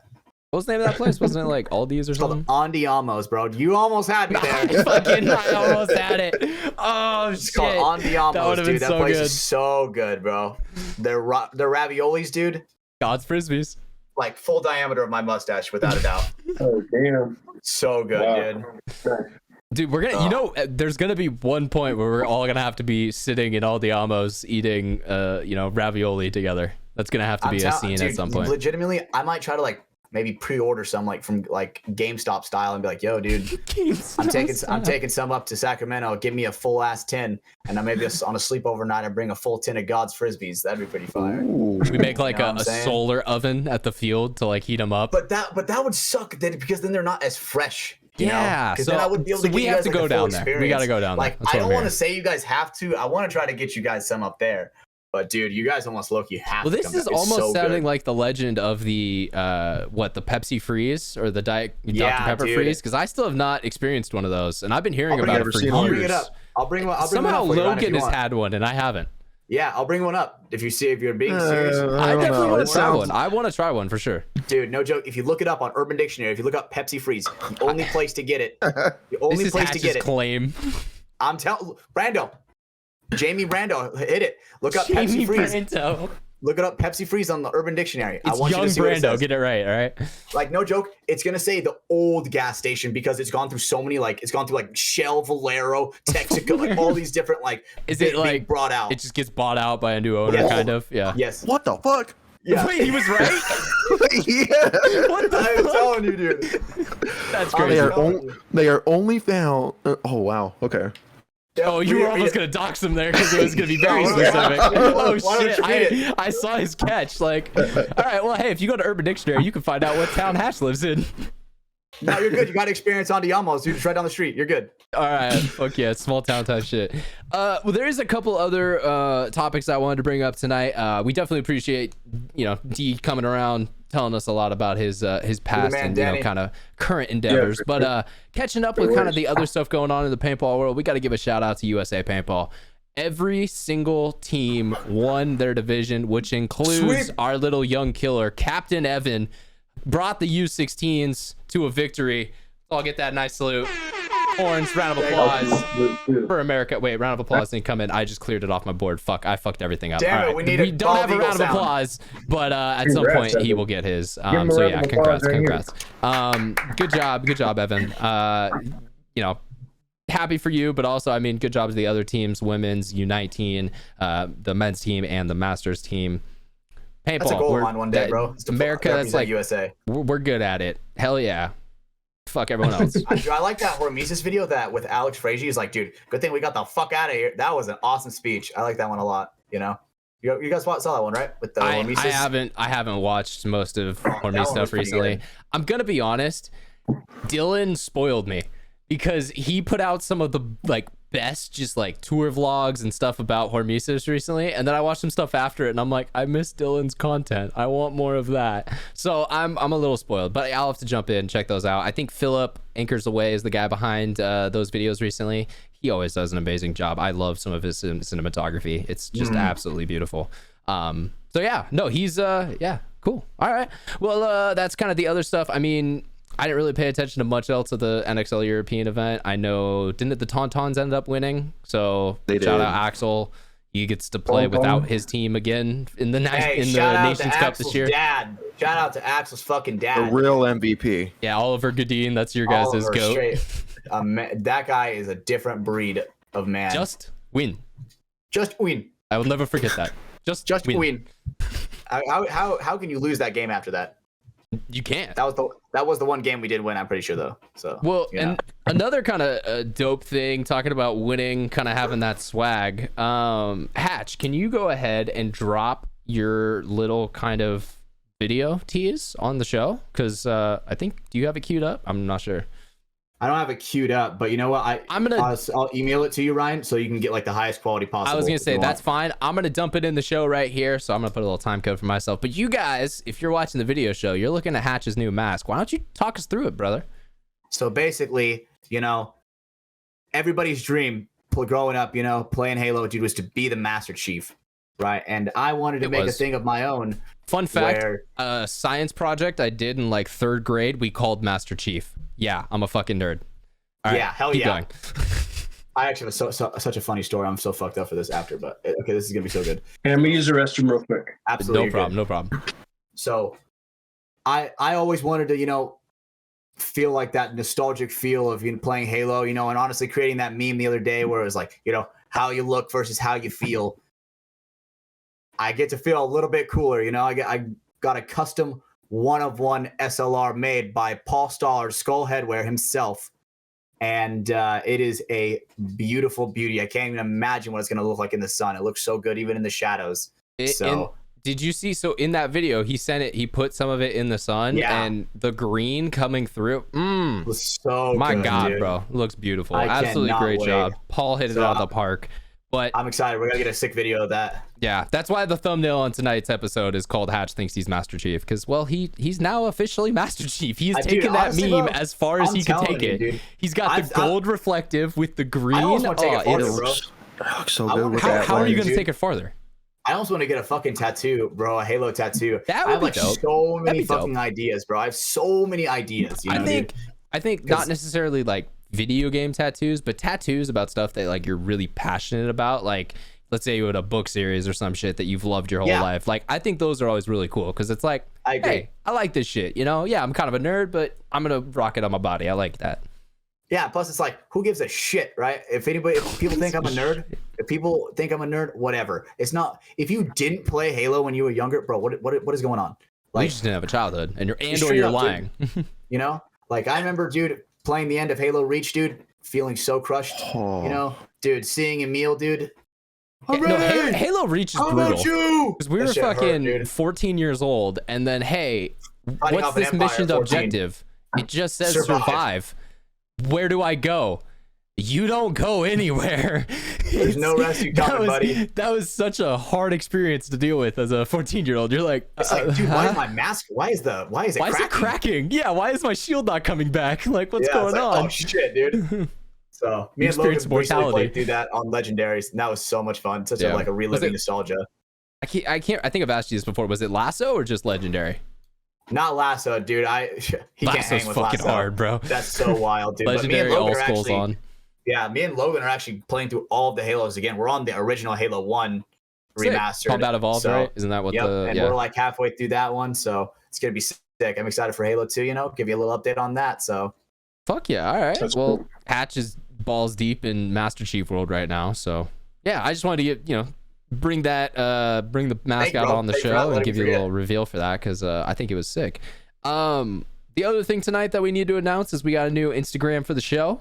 We've finally, made its own dedicated page. So if you guys, when you head over to Instagram and you're following D's Shaved Ice, you can also head over there and follow FTS_pod. So nice and simple, just FTS from the sidelines _ pod, POD. So yeah, head over there, follow us. That's where we're gonna start dumping some more stuff in. Hatch is gonna be kind of the mastermind for memes and shit over there, so it's his playground. Beware, kids. Have fun. I've given him the reins, and I'm kind of scared about that. You realistically probably should be. There might be one day where I'm like, damn, dude, I'm hitting it. 3 weeks from now, we're just banned. It's like, okay, well, all right, good to know. We're gonna make a new one, and it's like follow FTS_pod 1. yeah. So when we're on like 89, that's when we fucked up. Like, yup. We gotta start going to triple digits, honestly. Yeah. Well, sure, bro. So, I mean, it's kind of a light week for paintball news and all that. There's not much going on in that world. But unfortunately, it's tomorrow. So, like, we don't get to talk about it today. But it will be out tomorrow. And then, yeah, layout weekend. And then, yeah, jumping right into it. We're flying out to Chicago next week. So, yeah, it's NXL time, boys. Yep, I'm hyped. You know me. So close. So close. Yet so far. Yeah, I guess. I don't know. I'm excited. I'm excited for it. I don't really like the one layout weekends, or one weekend layout, if that's how you say it. One layout weekend before the event type practice thing. Not the biggest fan, but it is what it is. I got you. That's just because I'm an unprivileged pussy. I don't get to go play 15 hours a day at a paintball field. I wish I did, but did you just say you're a privileged pussy and then say you don't get to do that? Bussy with a B. I don't get to do that. Yeah, that makes more sense. I'm an unprivileged bussy. So okay, to be real, the only teams that are doing that is like of teams that are winning Blast Camp, and then like the top 8 teams in pro. Like, I don't know other teams who are out here playing 30 hours during the practice layout weekend. And if you are, then good shit, you're grinding. Yeah, I want to try to set something up to do drills during the week, but until then, that'd be dope. Talk to whoever your local Fresno paintball people are that you and Cody talked about so much. I saw there was another random comment today. Someone else was shouting out another part that you guys were talking about. Mm-hmm. Yeah, you guys went deep on the local Central Valley paintball scene. So some of that shit was like clicking in my mind, and I was like, bro, what? How's he know I haven't this? thought about this person in years. Like that type of shit. It's like talking in code. Talking in code. Yeah, I feel that. Well, yeah, man. That's about all we had tonight. That's a podcast. Yeah, we appreciate Danny stopping on by. We actually had to pull Danny in kind of last minute, so I really want to give so much. My props to him, and let the audience know that hey, he filled in when he needed to, and we definitely appreciate that. So thanks for coming on, spending some time with us. Yeah, no, and that's a good point. If you want to say thank you, just go pick up some D-shaped dice. Tell them from the sideline sent you. Maybe maybe that'll make us look good. Like all the rest of our sponsors, which are. He'll give you a fist bump. One more time, Liquid IV. Shout out Liquid IV. You can use code Mafia_Moffat over there. It's going to get you 20% off and free shipping. I keep saying 25. I don't know why. And NECTR Energy, NECTR.energy. You can head over there, use code MafiaProductions, buy 2, get 1 free, and free shipping as well. That's the sponsors. Patreon fans, we're going to have another headband to give away pretty shortly here. I got to figure out and choose which one it is, but pictures of that will go up shortly, so don't worry about that. And then, getting into Chicago event. Hopefully we'll have some stuff coming out from that. We're kind of seeing what's going on with that, so kind of stay tuned, see the content that'll be dropped after that. And then I will kind of tease and give out, because we're towards the end of the show here. This is the homies.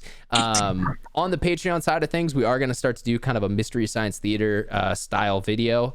So if you're unfamiliar with that, it's just kind of like a commentary track. So we wanted to go back, watch some of the old, paintball videos, some of the paintball, history, and, just give our commentary over it, give some of our opinions and some of the stuff. So that's going to be on the Patreon side only. So if you're on the public release listening to this, well, too bad. You're not going to be able to ever see it. You got to head over there, get signed up. You can use a free trial at patreon.com/Mafia_Productions. See if you want to, stay around and pay the couple bucks. And the challenge is on. If we get to 50, I will do it. I will drop everything to make sure that I can get my hair dyed and cut before the event or before World Cup. But I just, I don't think it's going to happen, guys. I'm calling y'all out. The call was thrown. Make it happen, dude. It was thrown. Well, for sure, guys. That was really efficient there. I got all that stuff done, and then that's a good point. We need the code word. What's the code word, Tash? Chief Cooks. The Chief Cooks. You know what I'm saying? Chief Cooks. I don't. This one actually makes the least sense to me out of the last couple ones you said, but because now it's the Master Chief mask. You know what I'm saying? Okay. That was more recent, so it just came off my head. Me and Brandon both are like, all right, that's Hatch's code word of the week. Hey, dude, it's not the worst one. We support you, buddy. All right, we support you. At least Sky it's not King Socko Ricket, Bell. that was pretty last second. Socko Bell deserves an S tier, dude. I got people in my DMs, bro. Don't act like you don't get them. Shout out 40 Media. Will Mosley agrees with A tier. He also agreed that Baja Blast is a S tier item, but it does not carry all the way to S tier. Dude, honestly, the beefy crunch burrito with the flaming hot Fritos fucking carries, if I'm being honest. You're just wrong. Nah, dude, nah. No way. It's good in A. I mean, So, real Danny, talk, I did have Taco Taco Bell last Danny? night, I'm going to be honest. Taco Bell's good, but I haven't had it in years. He's more healthy than me, all right? That's why. Ryan, I just heard you say you had Taco Bell last night. Yeah, I know. I did. That was the point. Like I said in that, I'll still get it. It's just not my S tier. It's not my goat. It's not my goat. All right. Yeah, I eat like more burgers. I'll go to like In-N-Out or Five Guys. In-N-Out's a good pick. Yeah. Yeah, Not Five Guys. Oh, In-N-Out. Or you don't like Five Guys? It's cool, but dude. You need to listen to our last podcast.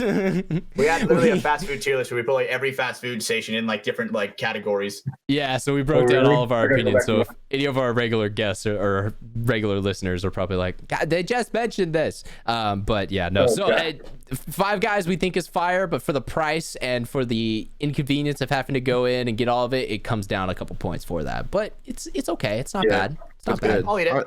I'll eat it. I like it. Someone else is paying. I like that one. That's a good one. That was a great category.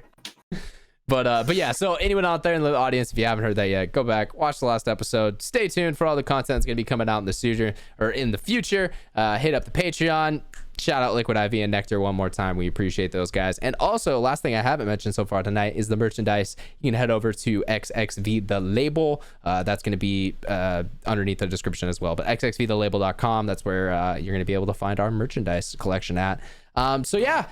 That's podcast episode 58, guys. We're getting there. we got So good. I don't know. It's a podcast. We did it. But all right. Bye now. I fixed the clapping. Hey, I did it. For our special guest, Danny McClinton. We appreciate him. Thank you for coming on one more time. We also got our host, Stephen Hatch, Brando, Baird. My name is Ryan Mafia Moffat, and we're going to be seeing you guys on the next one. So take us home, Hatch. Bye. See you guys later.